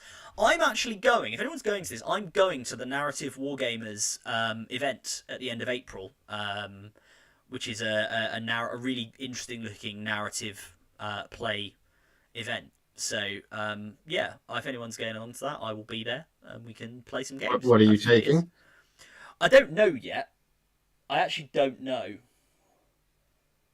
But it's 80 power level, and yeah, you can play around with stuff. I might bring like a gaunt carpet Tyranid list. Like, just paint up loads of gaunts and just bring gaunts. Just tons and tons of gaunts. Or gargoyles. That would be cool. Do a proper, like, swarm list. I don't know. I'll see. We were speaking today and he mentioned, and Built on Boob, you've asked the question, it's in Belper. It's up at Tabletop Events Limited in Belper. Yeah, Dave Hall says, aren't the nasty Harlequin lists all battalions? They are, but as we've just exposed, like, so Harlequins, as Josh is right, Harlequins are just busted, or were. We'll get to them in a second because they did get hit on the data slate. Harlequins had a whole bunch of problems and reasons why they are busted. And the fact that Not sorry, I'm losing my voice here. The fact that neither of Josh's troops are the only thing that can score, nor my you can only bring a battalion options solve the Harlequin problem alone gives you gives you an example of what's wrong with them. But should we talk about Harlequins briefly If you as want, to if we're what done they've? with this conversation. Oh well, I mean, we can add more to it as we go along. I just think it's worth getting on with what else has happened in this data slate because we've done Custodes and we've done Tau. Yeah, So no, we can go should we forward. do Harlequins? Yeah, So yeah, let's do it. Harlequin. So Harlequins basically you had four bullet points. You can see them on the screen now if you're in my stream. Um, Points wise, you had 2 points changes. Your Star Weaver went up to 95 points, and your Void Weavers went up to 130 points per model, which is like one of the biggest points jumps I think they've actually ever done like this because it's roughly, I think it's almost 50% of the cost of the model, They which were again is 90, weren't they? yeah, and they've gone to Yeah, like so 130, so it's like 40 points, right? They've gone up, which is pretty big. yeah, so you can't take 9. Well, you still can. Yeah, I You mean, can you still still take can. It's 9. just it's going to be harder, right? Realistically. And the other big changes they got was the Mirror Architect pivotal role, which is a pivotal role which goes on a Shadow Seer, which is the psychic person in the Harlequin's army. That previously was an aura, and the ability in the aura is basically any Harlequin's Sadath core unit. It might have not been core, but anyway, the units that it affected within the aura were treated as being 6 inches further away when they're targeted for ranged attacks. So obviously it means that Yeah. like if you're trying to shoot the damn things, they're even further away. And obviously bear in mind as well that they have a lot of minuses to hit. They have an invuln save. It was like a real durability boost. That ability has changed. It's lost its aura ability. It's now you pick a Sadath core unit in the command phase within 9 inches of the Shadow Seer. That unit gets treated as being 6 inches further away. So you don't end up with Hmm. this scenario where like you have a little castle of Harlequins sat around a Shadow Seer, and your opponent goes, "I'm going to shoot them," and they go, "No, you're not, because I'm 6 inches further away, and I'm at the edge of your range." Ha ha ha ha ha. Obviously, again, bearing in mind that Harlequins Yep. can advance, charge, advance, shoot, etc., which is fine. It's a perfectly thematic rule for them. But this was probably a bit much. So that's gone. And the favour of Kegarak Warlord trait has been changed basically so that previously it was once per turn when you make a hit roll, a wound roll, or a saving throw for the Warlord. After making the roll, you just treat it as a 6. So if you fail it, basically, you can just treat it as a 6. They've now changed it to be a melee hit roll, a melee wound roll, or a saving throw. So again, it can't be against ranged attacks. So if a Warlord gets caught out in the open, again, unlikely with Harlequins, but if they get caught out in the open, then it's a bit more. It's a bit more of a reasonable thing to get shot at. But again, a lot of their core stuff remained. The light Sadath hasn't really had any changes, which is obviously really good. That's the one with hit transhuman. Can't be hit on anything less than a 4. It's pretty big. Yeah. Dan, Yeah. Dan said, "Re our troops." They're going to need to disagree. Agree to disagree. Else you'll be talking about troops only scoring for hours. You know what? Actually, do you know what we should do, Josh? I should come down Mm. to you and bring some Space Marines, I guess, because that's what we'll have to use. And if you've got the Age of Darkness rulebook, because I've never played Horus Heresy, we should do a Horus Heresy game. I can see how it works. Well, there's no point doing that because the rules are about to change. Yeah, no, I know, but I could still. Well, I presume are they gonna keep the current that sort of core mechanic, or do we know? I don't know. Yeah, It's not. Well, It's not like a fully core mechanic. I don't rightly know exactly what is going to change. It's why it's quite exciting in it and in Age of Darkness. I think the the the fundamental point I'm making is that about making it so that only around something like if you make it so that only troops can score is the way you build your list completely changes, and everybody's list has to completely change. And unfortunately, if you drop that right into this edition right now, Harlequins wouldn't have to change, of course. yeah, But like, it would fundamentally change the way most most armies are built. Yeah, It would mean you'd have yeah. to really think about basically how much redundancy are you going to build into your troops. Hmm. Like Well, fine if you can it would favour a horde if you game can more, right? table your it would I'm not saying favor a that's a horde good or game bad. I'm more, not saying that's a and I good or think bad thing. I'm just saying it would logically it would favour a more of a horde based style of play. yes, no, it would, but like what I thought was, um, what was kind of quite telling is when you talk to people about tournament games that they've played or lists that they face, or one of the things that they kind of have as a criticism of the game as it stands right now is you end up playing armies that don't act like the army, and you've mentioned it twice now. One that for your narrative game you would bring a gaunt carpet, which is very thematic for Nids. Mm. And you also mentioned that buggy spam wasn't orky. Yeah. So would would the changes to the Orc Codex have happened if you couldn't if taking nine of them was perfectly legitimate, but you ain't going to score any points whatsoever? No, um, no, no. because I you think that would have solved. No, I think that would have solved that problem. I think you're right. yeah, and same, and I'm talking about, and when I say like there needs to be a there needs to be a benefit to taking troops in this game, and there needs to be a tax for taking them as well, and like taking min max squads Mm. because you're pouring everything into the 9 unit choices of the 2 bits of egregious spam that are in your new book. Yep. It's not fluffy. Yeah. No, I'll give you that. Give you that. We should do it. We should do a troops only game, and I'll see how it works. Give it a Because go. I think you would, I think you would be like, right, well, I need to. If I said to you, I'm going to play, I don't know, I'm going to play my Space Marines, Mm-hmm. and you go, cool, I'm going to play my, let's say, Pardon me. Tyranids. Yeah. Now, if you knew that only troops can score in this game, Yeah. then you're going to think of what I'm going to take to try and kill your troops. I'd bring, I'd probably bring my gladiator. In all honesty, with Mm-hmm. its twin onslaught Gatling cannon, because I'd be like, yep, I'm going to eat some gaunts. So Yep. you're then going to go right. Well, if he's going to bring that, I'm going to bring my Toxicrene. And I'm going to come up and fondle you gently with my tentacles. Yeah. Well, what am I thinking? Exocrine. I'm thinking of the Exocrine, the shooting. Oh, the X-Crane, yeah, the the big big tanky bug. Yeah. So then I might be thinking, oh well, he's going to bring his Exocrine, so that means I also need to bring, let's say, a unit of Devastator Squad. And at that point, then you're going, well, I'm then going to bring my Hive Guard because I can pin those death. Do you know what I mean? Yeah. Yeah.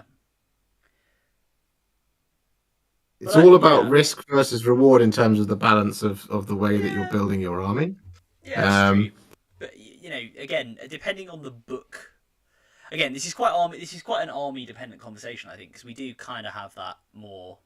We do kind of have that already. Like if you're, what I would say is outside of the extreme examples of the top of the meta, which come and go because they naturally come and go as they write rules in different books. If you go into a tournament with a spammy list, mhm. quite a lot of the time that's actually a very bad idea, right? So Void Weavers aside, right? Let's ignore Harlequins because again, there are wider problems with there are like wider issues with the Harlequin rule set. But actually, like, so a good example, right, would be I would say from the Tyrannid book would be people I've seen some people saying bring 18 zoanthropes, just bring 18 Mhm. zoanthropes, right? That is a terrible idea. That is an absolutely god awful idea because you have 0 OBSEC, right? Or you'll have next to 0 OBSEC by the time you've totted up all your points and you want to put in some other stuff. So we do kind of have that consideration already, right? Because OBSEC again, is actually quite a powerful ability, and yeah, you can put out a crap ton of mortal wounds in the psychic phase. Relatively short range from each unit. I mean, well, 18 inches, right? But you're going to need to get them close. But they're just going to get murdered. Like, that's a terrible idea. You've got no redundancy. You've got no kind of real movement on the board because actually the game is probably won and lost in the movement phase. You're not that tough, right? If you go Leviathan, you can be transhuman, but like fundamentally, people can chew through that, right? So like that's an extreme example, but like a spammy list is I would always say to people, someone's like, look, I'm planning on going to a tournament. I want to be competitive. I'm bringing whatever army I'm bringing. It doesn't really matter which army it is, whether it's top of the meta or bottom of the meta. And they say to me, I want to spam this unit. As a general rule, I go, that's a bad idea. Bring a balanced list, or at least bring a list that like, even if you focus on doing one thing, like I focus on really being good at shooting, or I focus on really being fast, like lean into something that still gives you a bit of redundancy and a bit of kind of choice, so that, as you say, if you end up in a situation where it's like, oh, all my warriors are dead, or in this case, all my zoanthropes are dead, you're not just like, I now can do nothing for the rest of the game, because you're just going to have a bad time. So spam lists generally are a pretty bad idea for tournaments. So the only reason I would say, how many mortal wounds do you think that could do? The 18 zoanthrope list, zoanthropes. 18. Yeah. I mean, so you're going to be putting out like 3. Well, what's that? 3 units of 6. Mm-hmm. So you're going to be putting out. You're basically guaranteed a super smite every single time. Yeah. Most likely. So average on a d6, right? What is 3?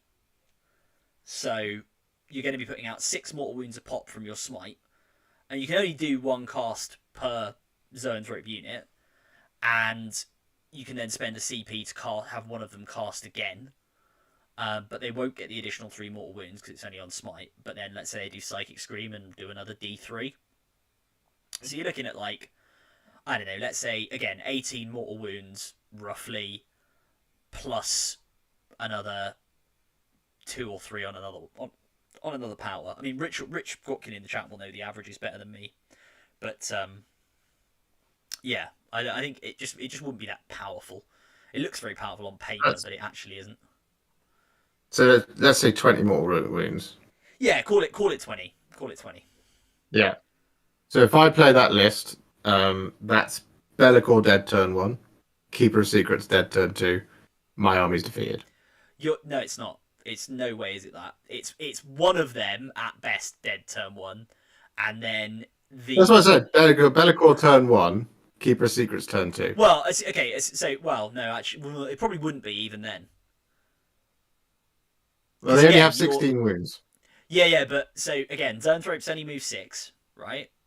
Yeah. So you can wobble them forward, right? You can try and run them forward. You're relying on advanced rolls, which again, unless you're like Kraken or something, but then you're losing transhumans, so you become quite weak. You're not going to be able to get forward in range, I think, necessarily to do it. Like you would just deploy Bellicor because what does Bellicor move? 16? 12. Okay, 12, right? So, but you can still deploy him so he's out of the way, right? So he may not be able to get hit with everything, or the Keeper of Secrets will be out of the way. I think you'd be pretty lucky to get one of them dead, and even if you did, in the next turn you wipe. You're going to wipe 2 of those units, and probably do a decent amount of damage to the third. Well, that's going to be a 2-turn game. Well, I think it's a 2-turn game depending on who goes first, but I think it's a 2-turn game based on positioning, which is one of those things of, because I have to go forward to hurt you, so I either have to just sit there and wait for that crap ton of mortal wounds to come and get me, and hopefully I get the right positioning for the counter charge, or you're coming towards me and then I you know what I mean? It's not a fair example really, but like no. But I'm picking that as an example of a spam list people have like talked about that I just think in most games is a terrible idea. Yeah, But like, so my demons fall apart like wet paper when they fight Thousand Suns, which is mortal wound spam. Yeah, And zone throws but are fundamentally better at thingy. yeah, but I agree with you that spam is a problem and yeah, it shouldn't work. But like yeah, that's a that's a you know people are yeah. going to run that and they're going to run that with success. Based I on think that if they I go, don't know. I think that's a bad I think if list. you go second, I think it is a bad. I agree with you. I think that's a bad list. But I also think like that kind of psychic onslaught, because presumably you're going to run 18 of them, and then you're also going to pair it with a Maliceptor and stuff like that Yeah, yeah. I mean, for even you'd have more. to bring you'd have to bring the Malus. I mean, I'm just talking about doing. But again, I think you're relying solely on the psychic phase, and I think there's some armies that will knock over no problem, but I think a lot of others actually would like again thinking about like the average tournament and the average spread of Mm. armies you're probably going to get, and the average like looking at like terrain stuff like that, and the mission as well, depending on what the mission is, if you're going through the GT pack. I just think when you take all of those factors together, bringing like a super spammy list that's just focused on that is a bad idea, because actually you still might win more games than you lose. You might go 3-2 or something like that. But like if you're bringing that Mm. on the basis, and again, I'm not saying 3-2 is a bad score. It isn't. There's no such thing as a bad score, really, right? I mean, if you lose all 5 games, you lose all 5 games. It's happened. I've gone 1-4, right, at a tournament. But the when you're bringing a spammy list like that, if you're that kind of player, you're generally doing it because you think there's some like mech that you've some tech that you've unlocked, because that's going to get you to the winning, like that's going to get you to top table, and it's like, Yeah. nah, it just won't. Like again, Harlequins I think are the biggest abuser of this in the recent meta of like real spam of Void Weavers, but other than that, you probably want a more balanced list. You're gonna have more fun doing a balanced list as well, because you get to do more in more phases. Yeah, But unless you that's can that do something that very egregious that wins. yeah, unless you can do again like Harlequins, right? Unless you can do something very egregious to kind of just take you to the winning position. But yeah, I don't know. Well, but buggy spam is a great example of that. That's an orc list that doesn't do anything in the combat phase. Come on now. No. Well, do you know what? Weirdly, you say that the buggy spam list, right, when it was at its height, was obviously the 9 squig buggies, but then you also brought the what are the other ones called? The scrap jets, and the scrap jets are not Yeah, bad in combat actually. You shoot them, but then you can charge them in, and they'll still pretty reliably like get rid of a fair bit of stuff. Um, yeah. not to say that's like a plus point of the list at all. It's rubbish. Actually, do you know what? Are we identifying an issue here, Josh? May I posit a theory? Because I think I'm picking up Go an on. issue here. Squadrons are a problem. Squadrons are a problem. Squadrons are a problem because if you think about it, in the examples we've cited, right, a Void Weaver individually, if you can take 3 Void Weavers with a rule of 3, they're still very powerful, but they're not Yeah. squid, right? Buggies, if I can take 3 squig buggies, but I can only ever take 3 squig buggies, it's not so bad. They're still pretty nasty. I mean, I played a list that had 2 of them, and they're still pretty powerful. But like again, before the changes we'll get to in a second, when we eventually get the rest of the day is late. But they're not that bad, right? The fact you can bring 3x3, and the same with Void Beavers, you can bring 3x3. That's a bit of an issue, right? And I dare to suggest that perhaps we will see the same thing with some Carnifex lists in the Tyranids, because Carnifexes, although again I don't think they're quite as bad as Void Weavers, I would say, because they're -1 damage. You can make them -1 to hit, but it's like 130 or 35 points, so it's already the same cost as a Void Weaver, right? With the new points. But those can be brought in 3x3 spam. So Mm. people may well do it. So yeah, maybe squadrons should go. Maybe that's another way we get rid of spam, right? What do people think? Chat, let us know. What do you think? Should we get rid of squadrons? Yeah, and Gawky Gaming says there's almost like there's a reason that Fun and Fluff have limited squadrons in the past. I mean, Rich, I think what we're saying is here is that actually the fun and fluff model, which FYI is modified Highlander, battalion, limits on stuff like squadrons, maybe that's the way forward for a more fun, competitive play game. It's also 1,500 points, but you could do it as a 2K list, right? So I should get my music going. I'm sorry, guys, my music has stopped. Let me power it up again. Let's get some. There we go. So, do we want to move on to... Oh, God, I've minimised Josh. I've got rid of Josh. Josh, you're gone. There we go. Was I ever here to begin with? Well, more specifically, your lovely looking shining spear disappeared, which we didn't want. Should we talk about the other changes in the data slate that are going to be nicer, things that are going to give boosts? We've talked about nerfs, we've talked about changes to armies that are bad or negative. Should we talk about the nice things? Is there anyone else who's been hit? No. I mean, there's obviously. I will say, if people look at my screen, you'll see other stuff in here. The AdMech didn't see any changes. All their stuff's still the same. The Chaos Space Marines specifically didn't see anything. Drakari stuff is still the same. Necrons and Orcs is still the same. So they just reprinted what was in the previous data slate. So it was Tau, Harlequins, Custodes were the three sort of big, I guess, faction-specific nerfs. We should just say the Tau obviously was changing mod car so that it was reroll when you target a closest edgeable enemy unit within range in the mod car table. You roll re-roll a wound roll of 1. The Farsight Enclave's 10 edge was changed so that it was 9 inches rather than 12, which we've already talked about. Core keyword went from battles broadsides, which we've already talked about, and they also confirmed that your stratagems to limit stratagem and the repulsor impact field, which is your abilities to like mess with charges, you can stack them, so there's only one way of limiting a charge. So that was the Tau changes in summary. But should we talk about the cool stuff? Or I think the coolest stuff. We should. Okay, boom, let's go. Armour of Contempt, ladies and gentlemen, Armour of Contempt, right? Who's got an Astartes army in the chat? Put your hands up. Who's got, whether it be Heretic Astartes, whether it be Adeptus Astartes, whether it be Sanctic Astartes, which I think everybody had to look up, even though it's Grey Knights. I certainly had to double check. Or Adeptus Sororitas, the sisters in the house.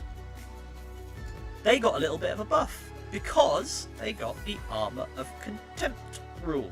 And the Armour of Contempt rule basically says you worsen AP on incoming attacks by 1. So AP1 becomes AP0. AP2 becomes AP1, AP3 becomes AP2, etc, etc, etc, etc, to anything with those keywords, except, exceptions time, where you've got models that are equipped with a Storm Shield, a Relic Shield, or a Combat Shield, or a Relic which replaces one of those. Models with the Sacrosanct Shield, Celestian Sacrosancts, shockingly, or the Force Shielding ability, which is Dread Knights, Nemesis Dread Knights in the Grey Knights. And models that are under the effects of any other rule that worsens or reduces the armor penetration characteristic of an attack. So basically, this is going to improve your saves against incoming stuff, right? Incoming ranged attacks, and well, incoming any attack really. If you're getting hit with a chainsword and it's at AP -1 and you're a Space Marine, it's AP 0. If you're getting shot at with a bolt rifle and you're a Heretic Astartes and it's AP -1, it's AP 0. If it's in the what is it, Tactical Doctrine, it's going to be AP -1 rather than AP -2. It's real nice. Come on, man, you're nice. A Blood Angels player. You should be singing to the rafters in the praise of Sanguinius about how useful this is. I think it's pretty good. I think there's. I sound like such a bad guy with 40k, honestly. I had somebody comment on my video and they said you were being too rude about Tyranids, and I told them to go and take it up with you. I think the Armor of Contempt is a really lovely rule. I question why it was necessary in the first place. Yeah, it's a Because it's definitely a sticking plaster. yeah, and that's just, you know, that's where kind of where I'm at with 40k is like, okay, they've done that. All right, cool. Yeah. I think it's a really strong change. Don't get me wrong. I think it's great for the power armored factions out there. Yeah. Fabulous. More power to them. More power armor to them, you might say. Yeah, and more power armor to your tournaments. Yeah. I think, you know, the hot takes I saw of it were like, they weren't like, oh, this means I can now do this. A lot of it was like, oh, now I can go back to this nonsense thing that I was doing. And I was like, oh, come on, guys. Do you know what I mean? You're such a Debbie Downer. It's really good. It's a really nice change. I admit it's a sticking plaster, but we're in a world of sticking plasters. We're in Band-Aid land now, Josh. And I'll take the Band-Aids I can get. I think it's good. It's nice. If you're a Space Marine player, you're Space Marine... to be fair, actually, I will say, more generally, this is the kind of rule where actually, again, it is a sticking plaster because it's coming in, of where it's coming in 9th edition, right? But actually, I think a rule like this should have been in from the start on power armor models. Because the problem with a D6 rolling game, right, is when you're dealing with... Everything is rolled on a D6 and you deal with saves. Power armor should mean something, right? Power armor should mean some kind of durability on a model, right? If you're going to have loads... I mean, again, there's two options, right? Either we get rid of the ludicrous growth in AP, which I'm perfectly fine with. Let's get rid of a lot of AP in the way it was, right? Or you do something like this so that you don't end up in a situation where you got Marines with 2-up saves. Mm-hmm. Like regular Marines with 2-up saves and like Battle Sisters with 2-up saves, which I think is stupid, right? I'm okay with the idea that weapons should be powerful. So, you know, whether we scale back AP, I'd be okay if they did, but like I can kind of live with the idea of AP -1, AP -2 being quite common. Fine. Mm-hmm. But then, yeah, if you want to bolster the durability of power armor, do stuff like this. Just give them the ability to like reduce it. It's great. Where this is a little bit weird, obviously, is because it's just on keyword. It applies to like everything with the obviously subject to the exemptions or the exceptions I listed. It applies to everything with the keyword. So your Exorcist tanks, your Redemptor Dreadnoughts, or your Dreadnoughts of all kinds, other than those that reduce. Well, I guess I don't know. Are there any Dreadnoughts that like reduce AP already? And obviously they get +1 save, right? Sorry, -1 damage, I should say. But yeah, it applies to a whole bunch of things. And for you Chaos players, right? Obviously, Chaos Space Marine still being 1 wound. Bit of a running sore. Hopefully soon to be fixed. But Death Guard players, this makes your like Blight Lords crazy good. And your Plague Marines are really nice as well. Thousand Suns players, I mean, like, this is really good for all of your Heretic Astartes. I mean, your guys are what, Arcana Astartes and Heretic Astartes? Because you guys already you guys already get +1 save against 1 damage weapons from All Is Dust, right? And this, All Is Dust is not a rule that affects AP, it affects your save. So it stacks. So now, a Rubric Marine, for example, is going to be getting against like a 1 damage bolt rifle shot at AP 1. Treats that as AP -1. Treats that as AP 0, so he's still on his like 3-up save, and still gets +1 to save, so goes to the 2-up, right? It's like really, it's like a really good bit of durability boost for them, which is kind of nice. Yeah, it's positive. Okay, I'm going to ask you a philosophical question. Oh god, here we go. Hit me. I'm holding a Carnifex head. I'm going to ask him, like Yorick. I shall ask him. What's the point of making a Devourer -1? Oh yeah, no, I mean, wait, do you mean a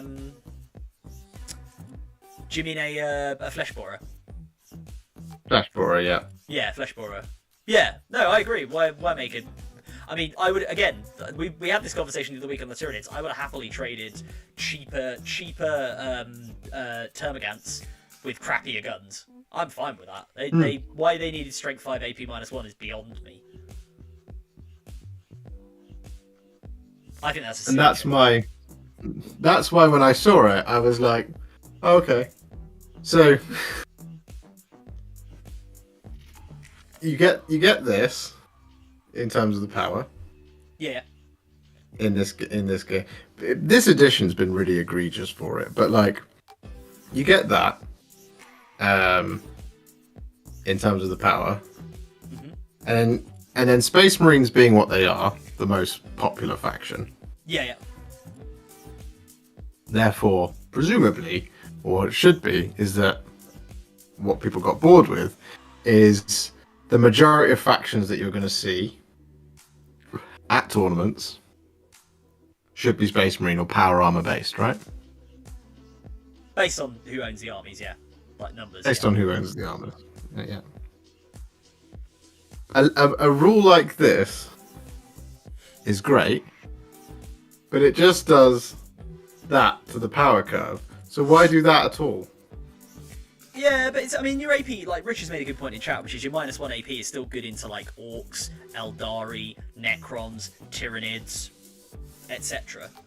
So it still means your AP matters. It's just that in a Space Marine matchup, there's a kind of cancelling out, as it were. Yeah. Sorry, a Space Marine. I mean anything into power armor.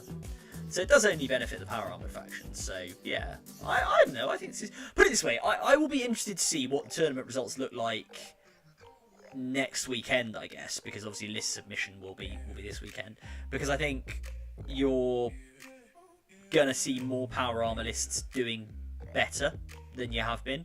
Yeah. Because again, despite power armor being half the game, as Rich says, and as you made the very salient point, they've been pants. They've been like way down the meta. There have been some like lists that have done reasonably well, but they've just not had any play, and I think this gives them a little bit of play. I think actually for me the biggest flaw with this is maths, which sounds like a weird thing to say, right? But the biggest flaw with this, and it goes to the point about it being a sticking plaster, and maybe why we should, to your point, I'm willing to agree, maybe we should, I'm willing to agree, of course I'm always willing to agree with you, but like, to your point, why the power curve thing, like I said earlier, like, why has everything got loads of AP? Maybe that should be addressed, or should have been addressed earlier in 9th edition, is the table side mental load increases, by which I mean, right, like, if you're shooting a unit of Space Marines of some kind, right, and you are a Eldari player, right, you roll all your shurikens, and you go, okay, this slot are at -1, then you go, oh, I've got some 6s there at like -3, and then you have to go, oh wait, hang on a second, no, because I'm going into these Space Marines, these are now at they're now at AP 0, so it doesn't affect your save. These are now at AP -2, so your save changes to this, etc, etc. And likewise, the Space Marine player has to remember all that. So I think there's an interesting sort of question about like whether all these like requirements of math rules on top are actually a bigger problem with the game. Which I agree. I think that I again, to go back to what I said at the beginning, in an ideal world, would we have seen the big growth in AP that we've seen across the game? Probably not, right? Maybe we would have toned that down a bit, so stuff like this wouldn't be needed. However, in the universe that we are in the real world of 40k as it stands now, is this rule good? Yeah, I'm fine. I'll take it, right? I mean, my sisters, that's a big boost for them as well, I will say that. For your Adept Sororitas, especially as a T3 body in most cases. Because like AP was the bane of sisters. Yeah. You know, and they're still not like the hardest thing in the universe to kill, but it definitely makes your battle sisters like more interesting. Grey Knights, I think it makes more interesting, so Rich will be happy. And as I say, Death Guard and Thousand Suns lists are going to be a lot more interesting now, and I think we'll see a lot more variety in the in the meta, and that can only be a good thing. Yeah, it's good. Um, It's good. I agree. should we talk about the next big game word change, which goes to the Yeah, Bernie's go on. point earlier? Indirect fire can get in the bin. I don't have a button because I'm not a good enough streamer that allows me to go like that, so I'm just going to make the noise. But yeah, indirect fire is getting in the bin, and that's fine. That's good. That's okay. Because indirect fire sucks. So indirect fire has changed. So now if you basically have a weapon that can target a unit which is not visible to the bearer, such as they list them here: mortars, smart missile systems, impaler cannons, etc. If you target a unit that's not visible, so note this doesn't apply if you target a unit you can see, and you shoot it, each time you make an attack, the ballistic skill of the attacker is worsened by 1, and your target gets +1 to their armor save. That's pretty nice. That's good. Yeah, that's pretty nice. That's a change. See, that's a change I can kind of get behind. That's good. Get in the bin, indirect. But fear not, you Astra Militarum players with your little uniforms, trying to think that being a regular human in a galaxy full of transhuman soldiers, aliens that want to turn you into soup, and like arrogant Eldari, big violent green mushrooms, etc., that you've got any chance of having a good time whatsoever. Fear not if you're an Astra Militarum player, because you are exempt from this rule. Mm-hmm. Which is kind of cool, because it means their artillery still has... Because their ballistic skill's rubbish anyway. So... Yeah, we'll put them on a 5+. Be nice to your guard players. Yeah, Reza Prime says unless you're guard, yeah. Be nice to guard players, because, I've seen some people moaning about this and being like, why is it... I saw a great one I saw, someone said, they were like... I think it was an Eldari player, so forgive me, Eldari players, but I saw somebody being like, we're a millions of years old race of, elves with the most advanced technology, and we have to worsen our ballistic skill, but some guy with a cannon, really getting annoyed about it, and it's like, yeah, sure, fine, from a lore perspective, that's probably right, but then again, who gives a crap? Let the guard have something, because they're rubbish otherwise. Can you imagine a guard manticore that's like hit that would be affected by this? It would be awful. Yeah, it'd be terrible. It'd be terrible. Basilisks would be completely unplayable. Basilisks would be completely unplayable, and also basilisks are cool. Like if I were to ever do a guard army, the whole like tank and artillery regiment thing, that would totally be the way I would go. Because when you see those like stacks of basilisks like all in a line in all the artwork, that's like really cool. I think that's awesome. Yeah. Yeah, it's dope. But yeah, Reza Prime has come in with a reasonably strong opinion and says, he says, I'm direct fire, which I'll take to mean indirect fire, can go die in a fire, so happy it's so boring. What do you think, Chad? Do we agree? Are we happy that the indirect fire has got in the bin? I will say that, ironically, Hive Guard do sort of ignore this, because their ability they have, which is, you know what, I said I would check it, and I will check it now.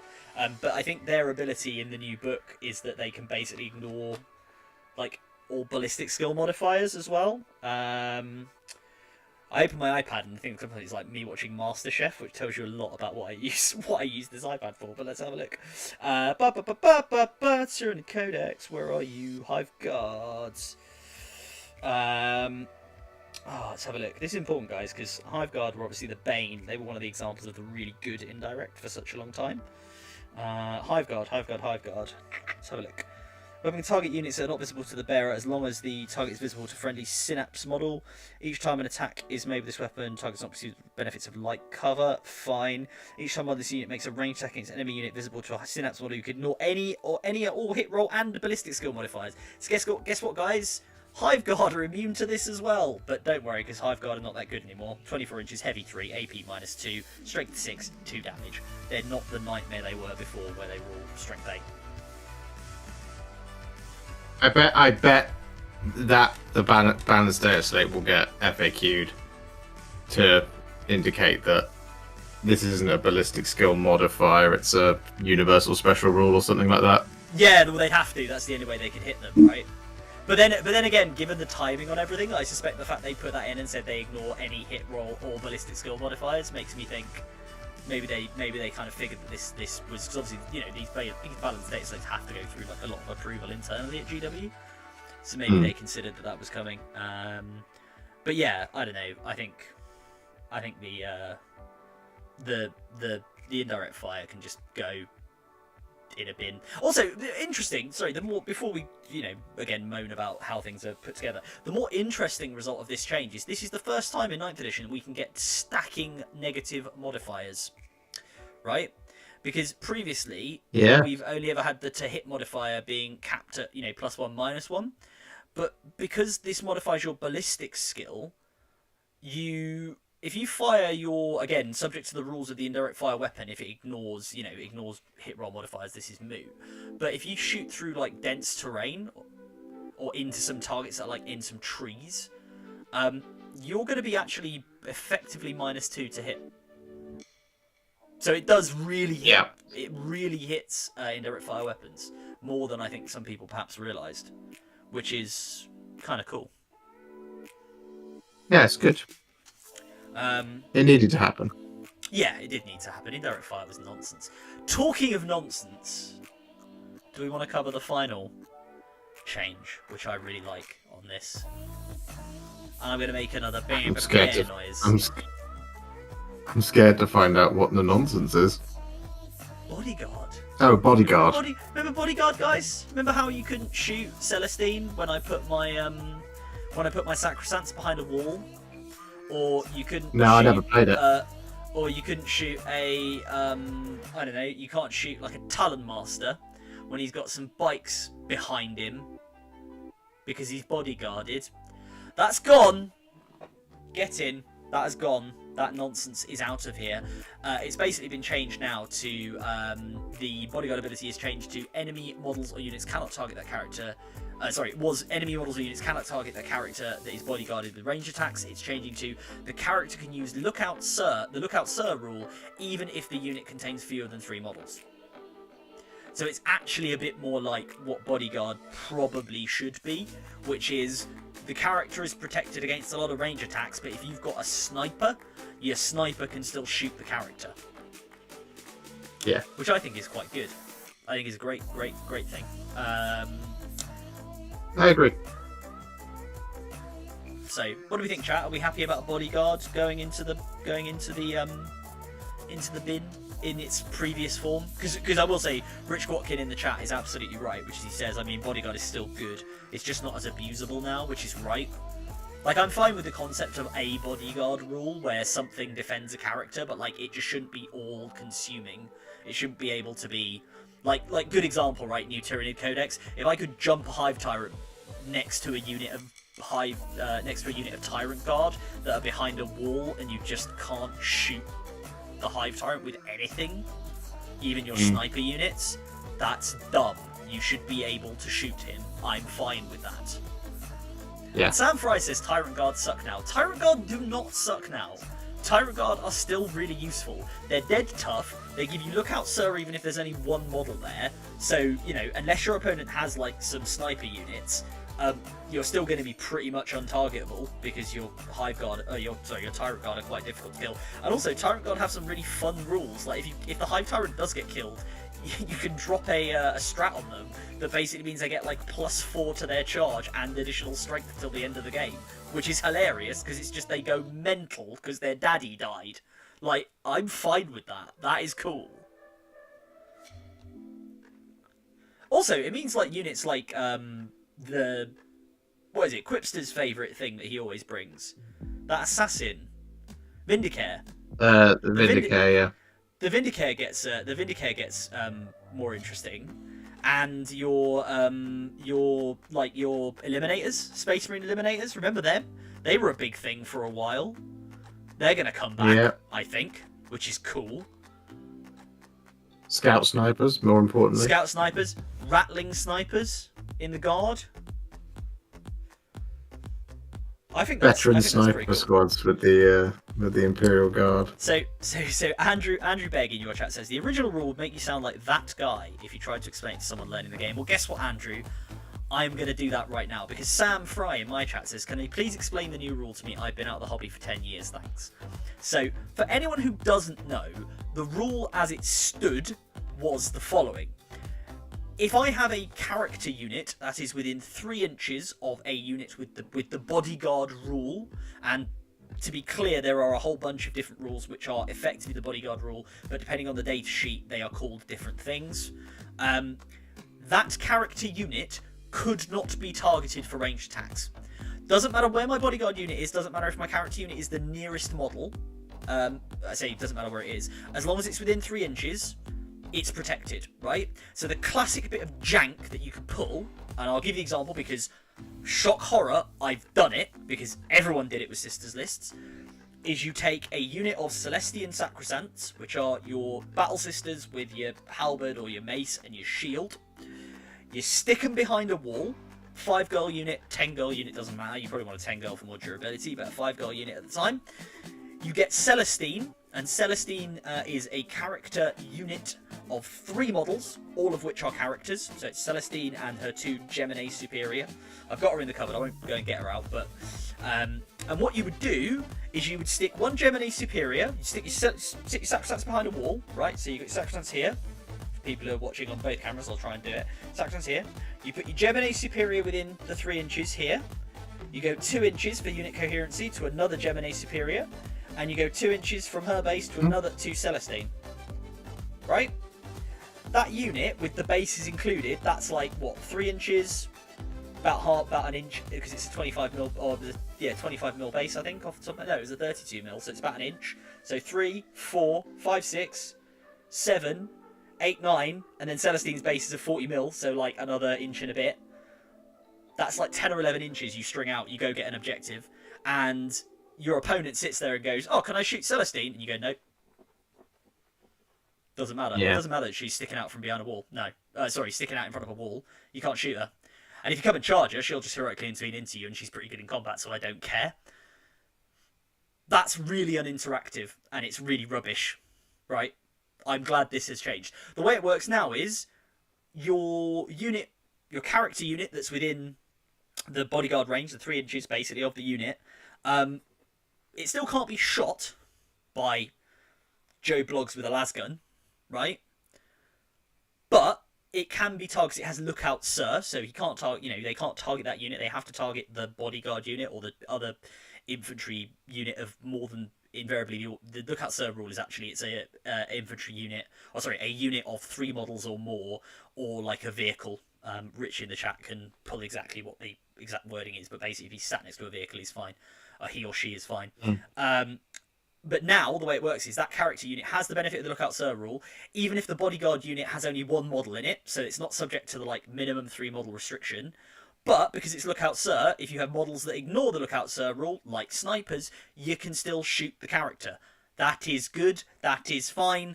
Bring some snipers, because then you can start picking off enemy units, enemy characters that are important, that give out buffs. I think that's a great change. I think it's a great change.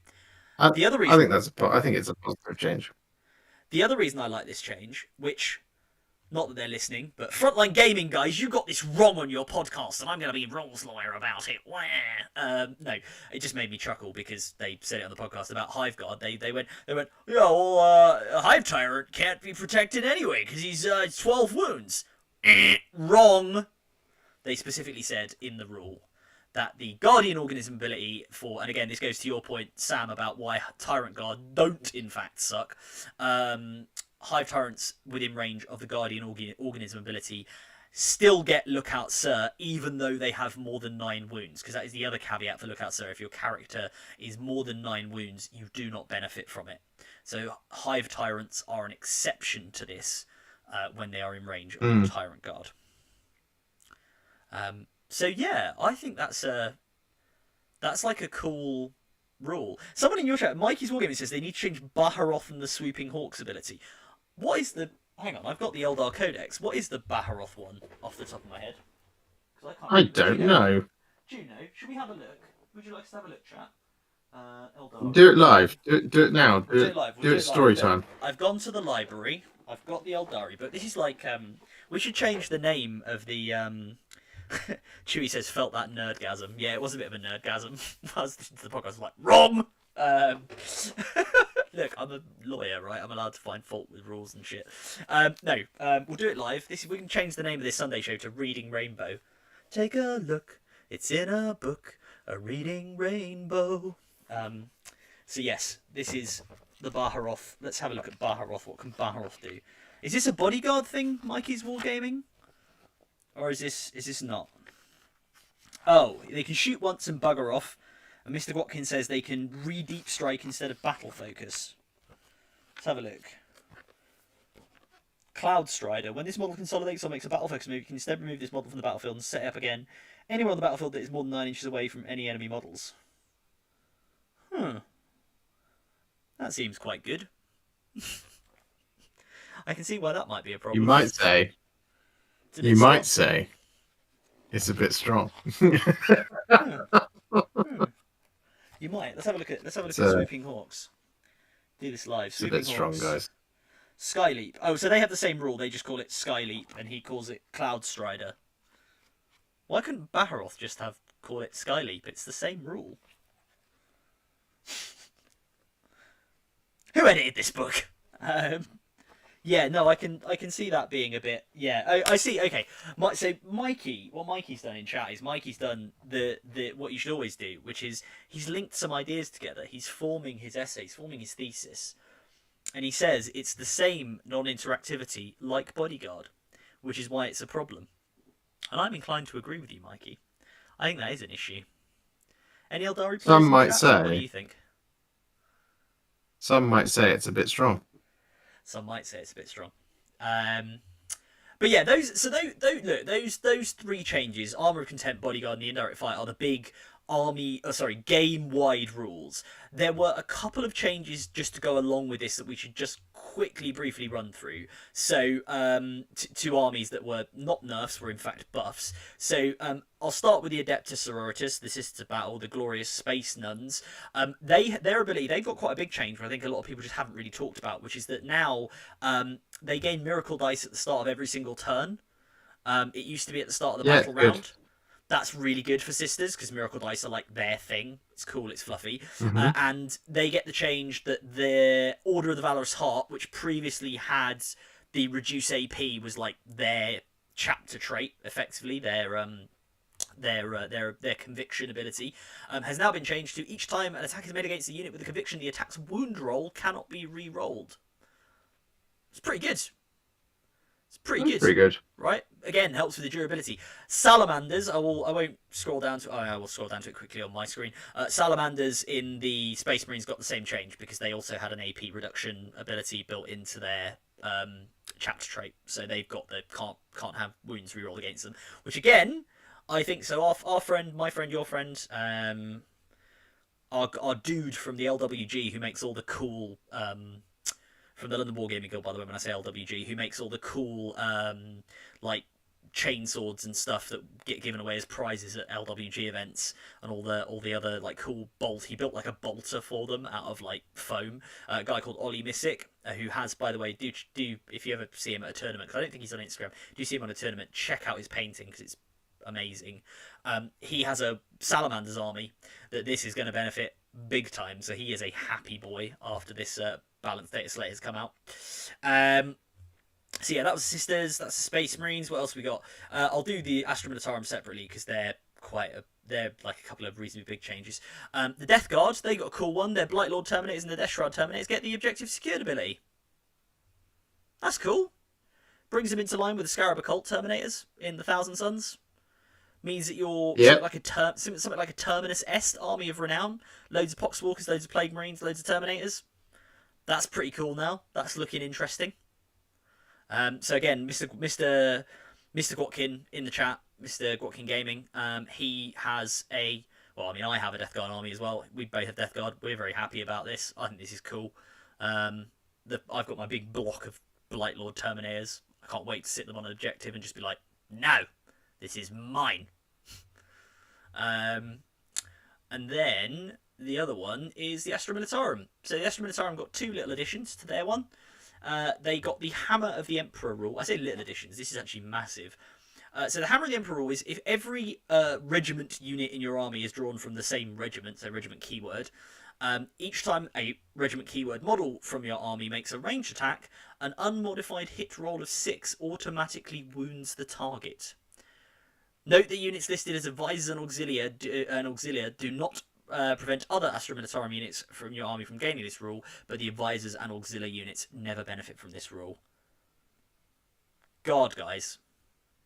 God, spicy. Potentially spicy. Because, yeah, their ballistic skill is crap. But when they're hitting, when they're auto wounding on 6s, that's pretty cool.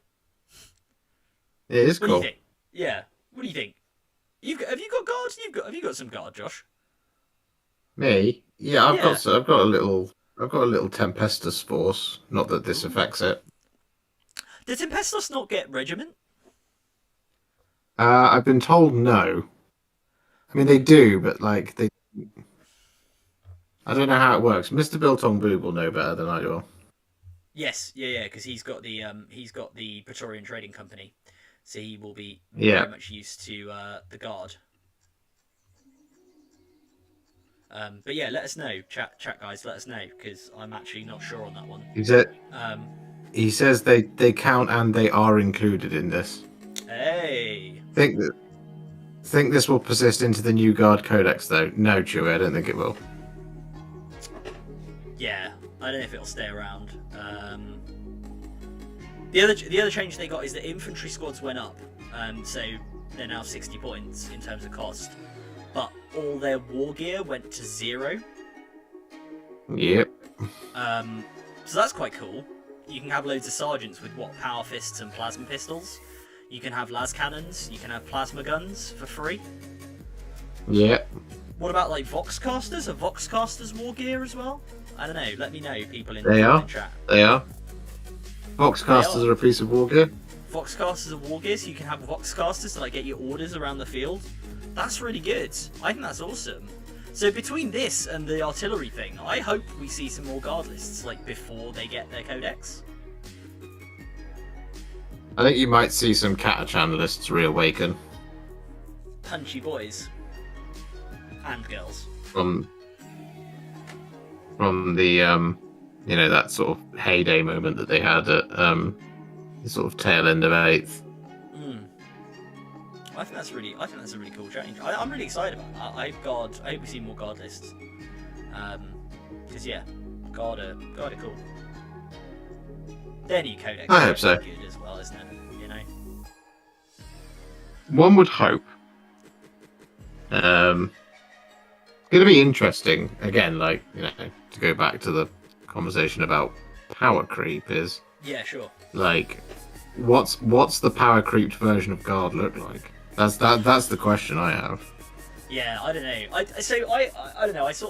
Again, listening to some podcast takes on this, and one of them was Guard Player, and he was saying something like, I want, like, why can't our tanks get the Armour of Contempt rule and things like that? And I don't know. I mean, T8 2 up. Do you need it? Probably not. T8 2 up. Yeah, I mean, you don't really need -1 AP, do you? Because no. Plus, again, I like the fact it's thematic to power armor. At least it represents power armor being tougher. Although, again, that said, obviously it still works on like Space Marine tanks. So, question whether that should change. But armored ceramite in it. Yeah, it is all armored ceramite. That's true. Yeah, it's all made out of the same stuff. It's from the Middle Isle at Lidl. That's where Call gets it all. It's all made from the same spice. Do you know what? It's funny. I actually saw there was an article the other day about some scientists at Harvard or Yale, or possibly MIT, one of the Ivy League universities in the sort of, well, I mean Yale isn't, but in the Boston area, Harvard and MIT have discovered some like fancy new material, which is like super light but incredibly strong. And I forgot to send it to you, but I was going to send it to you and say, look, they've invented ceramite. So we might be there. We might be getting that AP reduction fairly soon. What happens when you hand a generation of Warhammer fans. The naming rights to scientific discoveries. Sorry, once I become Prime Minister and launch the power armor development projects, the Astartes program. Then if it's anything like the actual Astartes program, get arrested and sent to the Hague for like crimes against humanity because of what that would involve. Yeah, but if you were successful in the actual Astartes project, they can send you to the Hague all they want. Yeah, I'm getting out. Yeah, no, but look, I don't know, this balance data sheet overall, because I think it is 20 to 11, so we should probably look at bringing the Sunday show to an end. But I will say, I think this data slate, look, again, we can talk about the fact that 9th has issues, loads of issues, we all know it, and this is sticking plaster stuff. But actually, yeah, I think the hot take I have, and I know I come across as being very angry. No, but you don't come across as angry at all. You're allowed. Your opinions are perfectly valid, mate. No, I think for the competitive community, the balanced data slate is really good. Yeah. I think that's my take on it. Yeah. I think it's really good overall. I would like, there to be a wider discussion about this isn't about Warhammer in general. This is not for that, and it's important to remember that, I think. Yeah, sure. Because I've also, you and I have talked extensively, and I think we've talked extensively on here as well about it. But this game is not. It's not in a good place to be played competitively. As it stands, and I think Rich asked earlier, and I didn't get a chance to answer the question of, do I think that there needs to be a local kind of balancing based on the tournament itself? And yeah, I do. I think tournaments need to go back to an ITC style organization to be able to balance the game for the way that they are intending the game to be played, because the game as it stands in competitive play, it is not fit for purpose for what people are trying to force it into. I do think it would be good to see, and again, I don't know whether it's ITC that do it, I don't know whether you get together and do more house ruling. I think it'd be good to see some more wide-ranging changes and some more like restrictions on army building, things like that, as we discussed. I wonder if, I just think more widely, I wonder if these are going to make a difference, the Tempest of War cards. Because I know, like, Mikey from Hellstorm Wargaming is organising a Tempest of War tournament. Right? Which actually might be quite interesting, because Tempest of War, for people who don't know, this is the card set, and it's really good actually. You get basically a game in a box, set of missions in a box. It adds a bit more randomness in, because you're not picking your secondaries, so you can't really build your army to secondaries. So again, you're like forced to kind of have a more diverse roster on your list of what you're taking. But yeah, something like this, I think, at a tournament might be quite interesting. And you know what, like Mr. Watkins says, to TLDR, come to Fun and Fluff. Yes, do come to Fun and Fluff if you're in London. If you're not in London, travel down, come to Fun and Fluff. It's really good. Yeah, Tempest of War, if that is successful at a tournament level, I can see that being used more. Yeah. Because the mission pack's just a bit boring. Yeah, well, yeah, it is. I agree with that. Yeah. But yeah, I'm as you know, I'm a little bit over 40k at the minute. I couldn't tell. And I love the models. I love the story. And fundamentally, I love the game. But, I'm so nonplussed by it. I'm like, okay, it exists. Yeah. Do you know what I mean? Like, if the Balance Dataslate was like absolutely crazy, like if it was like, yeah, we're now introducing the rule of 2. I would be like, oh damn, this is a game I really want to take part in now. Yeah.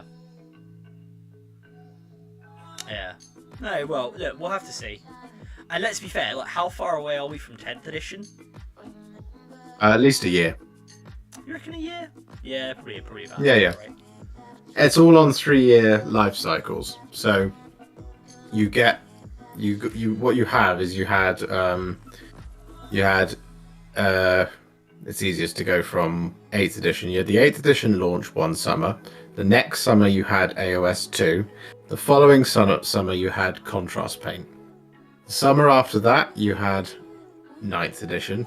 This summer you had Dominion. AOS 3. So this summer coming, you will get hopefully Contrast Paint. Well, Horus Heresy, right? It's probably going to be the big one. I think that'll be out before the summer release. Right. I think because there's the game. There's the open day, which is on the 6th of May. Yeah. I suspect it's on pre-order that week. Right. So that's the summer release. So the July-August thing. Also, Horus Heresy, whilst it's big and it's exciting and it's awesome, it would be like leading with Necromunda for the summer. There's only a very limited amount of people who are actually interested in it. There's lots of 40k fans who might be thinking now is the time for me to jump into Horus Heresy, but there'll be equally a lot of 40k fans who are not going to go into it. Yeah, absolutely. It's going to be very, very cool. It's going to be awesome. It's going to be wicked. But I don't think it's the flagship product. I just want more Horus videos.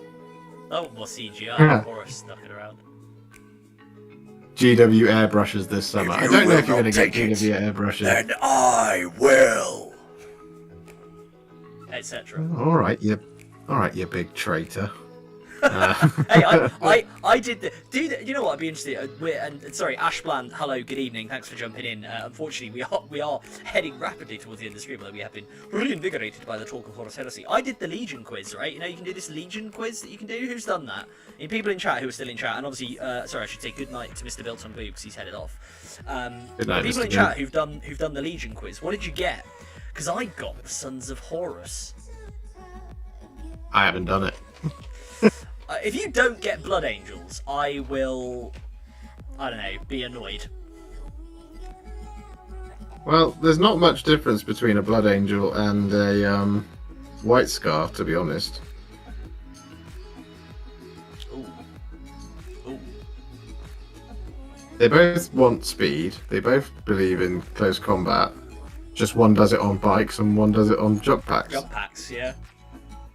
That's true. But yeah, if you've done the Legion quiz, what did you guys get in chat? Quickly before we round off, I'd be interested to know.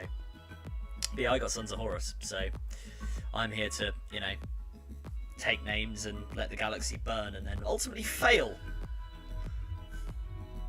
You know what? You getting Sons of Horus tracks for me. Why? Because you are chaotic.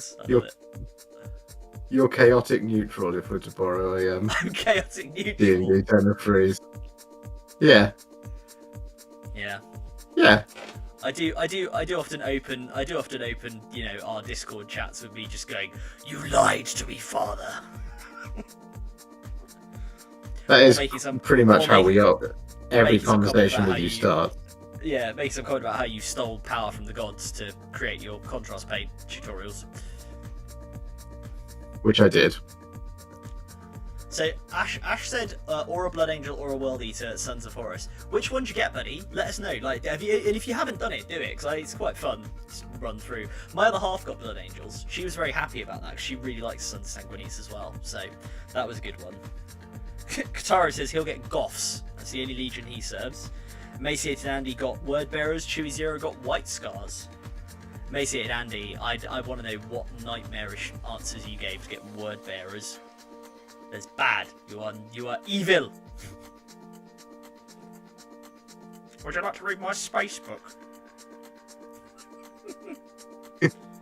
Have you ever written a novel and sent it to someone? Yes. Yeah, Then you get Word Bearers. Oh, Ash got Sons of Horus. There we go. Team Horus, right here. Nothing can go wrong, Ash. Just believe. We're definitely going to win this one. Oh dear. Then again, we get Easy Kyle. We get a Abaddon out of it. He's pretty cool. That is yeah. You also get Loken. Yeah, we do get Loken. He was a Son of Horus, and he's pretty badass. Oh man, Kataro, I feel sorry, dude. He says, look at my life, maybe Lamenters for me. Oh, mate. Well, how can we help? Emaciated Andy says he thought he was going to get Iron Warriors from how he was answering about tactics, but nope, Word Bearers. Have you ever sent your novel to someone, Andy? And they've burned down a city in response. Because that might be why. If so. Oh man, no, yeah. Sorry, Katara asked the link. If you just go on the Warhammer community page, I think it's at the top of the page. Still, you can do the Legion quiz, so you can go see which Horus Heresy Legion you are, which is kind of cool. So you should. So Lamenters don't exist back then because they're a chapter, so you won't get Lamenters. So you're all right. Although I bet that there is a chapter or company, as they were sometimes known, of the Blood Angels that was called the Lamenters. Lamenters, yeah. And to find out more about the history of the Space Marine Legions and the chapters, check out Codex and Coffee podcast with Josh, our friend Rachel, and in the first episode, anyway, the first part of the Space Marine two-parter, my good self, talking about the history of Space Marines and Legions and chapters, and where it all comes from. All of the fun, cool lore stuff. And let us know, by the way, if you would like us to talk about, because I know on this Sunday show, just existentially as we head towards closing, we talk a lot about rules, and we do focus a lot on rules and competitive. If you would like us to do a chat about lore, we can always talk about lore more. So do let us know. Drop it in chat or drop it in the comments if you would like us to talk more about like lore nonsense and some of the various bizarre things that pop up in the world of Warhammer, and indeed 40k or AOS. Because while I would like that. I have Dominion, but I could certainly, and I won't be painting up, unfortunately, my AOS army as yet. I'm trying to convince my other half to do it. She really loved building Indrasta. Because I need my next project I need to work on is the Obsidian Hatred, my Chaos Space Marines. But the lore side of things, I would certainly be willing to read some AOS books. Well, just on the subject of rules, you want to know something that I think AOS got right again over 40k. Oh, what? The Thondia book. Oh, the Thondia book, yeah. Right. It doesn't have what the Nachmund stuff and Octarius stuff had for 40k. In it has stuff that literally everyone can use. There's no Army of Renown. There's no supplement for blah blah blah blah blah. It just has new. Everyone, yeah. It's just everyone gets access to it. The only the only army that doesn't get to use one section of it is, I think, Nighthaunt, because they don't have a monster. Right. That's it. That is it. That's cool. It's one of those. That would be better if they did universal army, like universal books like that. Yeah, it's really cool little way of doing it. But like, if you're gonna do those campaign books, and I think they should do those campaign books. I really like them. Because because they actually do a job of advancing the story as well. So, like, you know, as much as, like, was it Caradon? The Book of Fire? Was that Warzone Caradon? Yeah, that was Warzone Caradon. Yeah, so as much as, like, those... What do you mean nothing happened?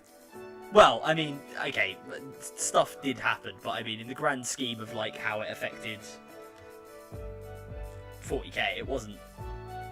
It was a bit like Otarius, right, is the classic example, where Abaddon basically could have killed Marnia's Calgar and then didn't. Mm. And that would have been, like, a big deal. Oh, Vigilus. Yeah, Vigilus. Not Octarius. No, but the thing that I thought was really important about that book, and I'm going to be really interested to see it in Imperial Knights, and we actually saw it in the Chaos Knights book previews. The colour scheme that they went for right? on some of the new Chaos Knights that they showed off are the corrupted House Raven. Because Colossi is gone. The Keeping Violet is gone. That's a big change for the tabletop, if that's a thing. That is pretty cool, to be fair. It's huge. It's awesome. I have managed to, barring some shading and some highlights, just shading. I've managed to get a shining spear, and I'm sorry that I haven't been particularly chatty. I did. I was just kind of laser focused on doing this. I hope you don't mind me whittering away. Apologies, guys. I have managed to get a shining spear to a battle ready standard. It looks great. It looks awesome. I would expect nothing less. Flip him over a second. Let's have a look at the undersides.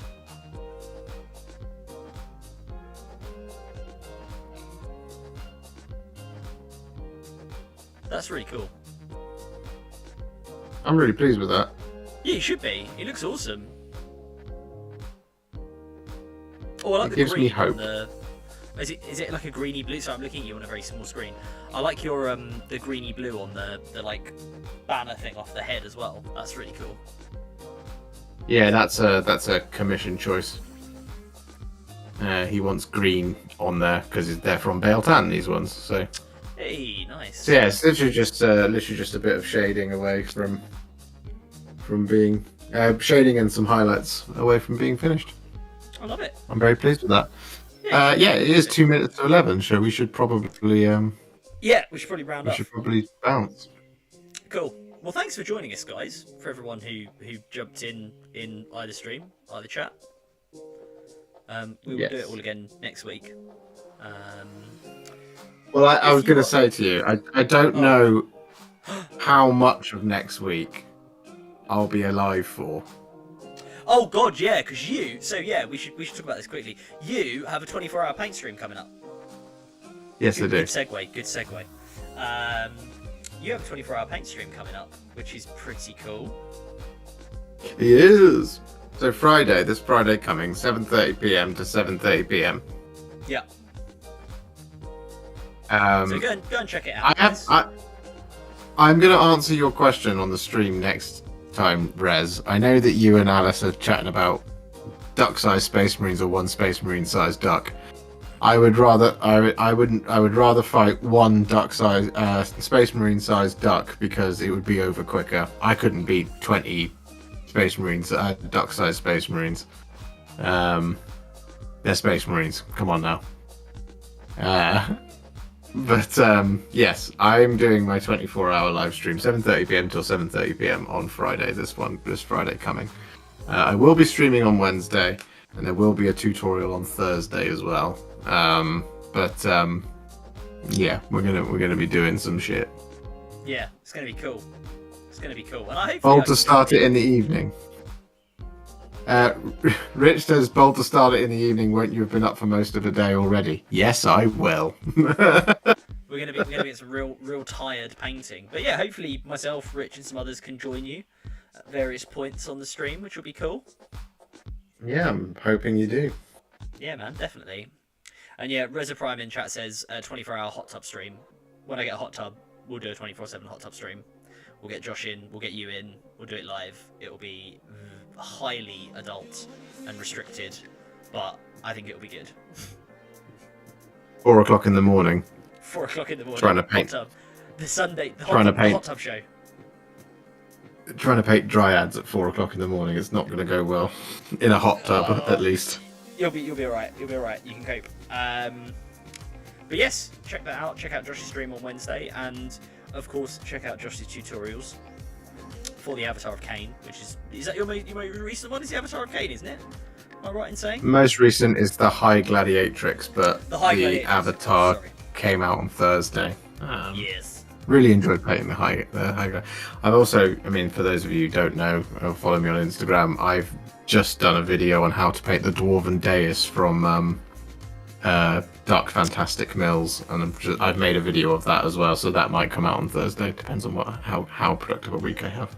And it looks good. Go to Josh's Instagram, go to Warhipster and check it out.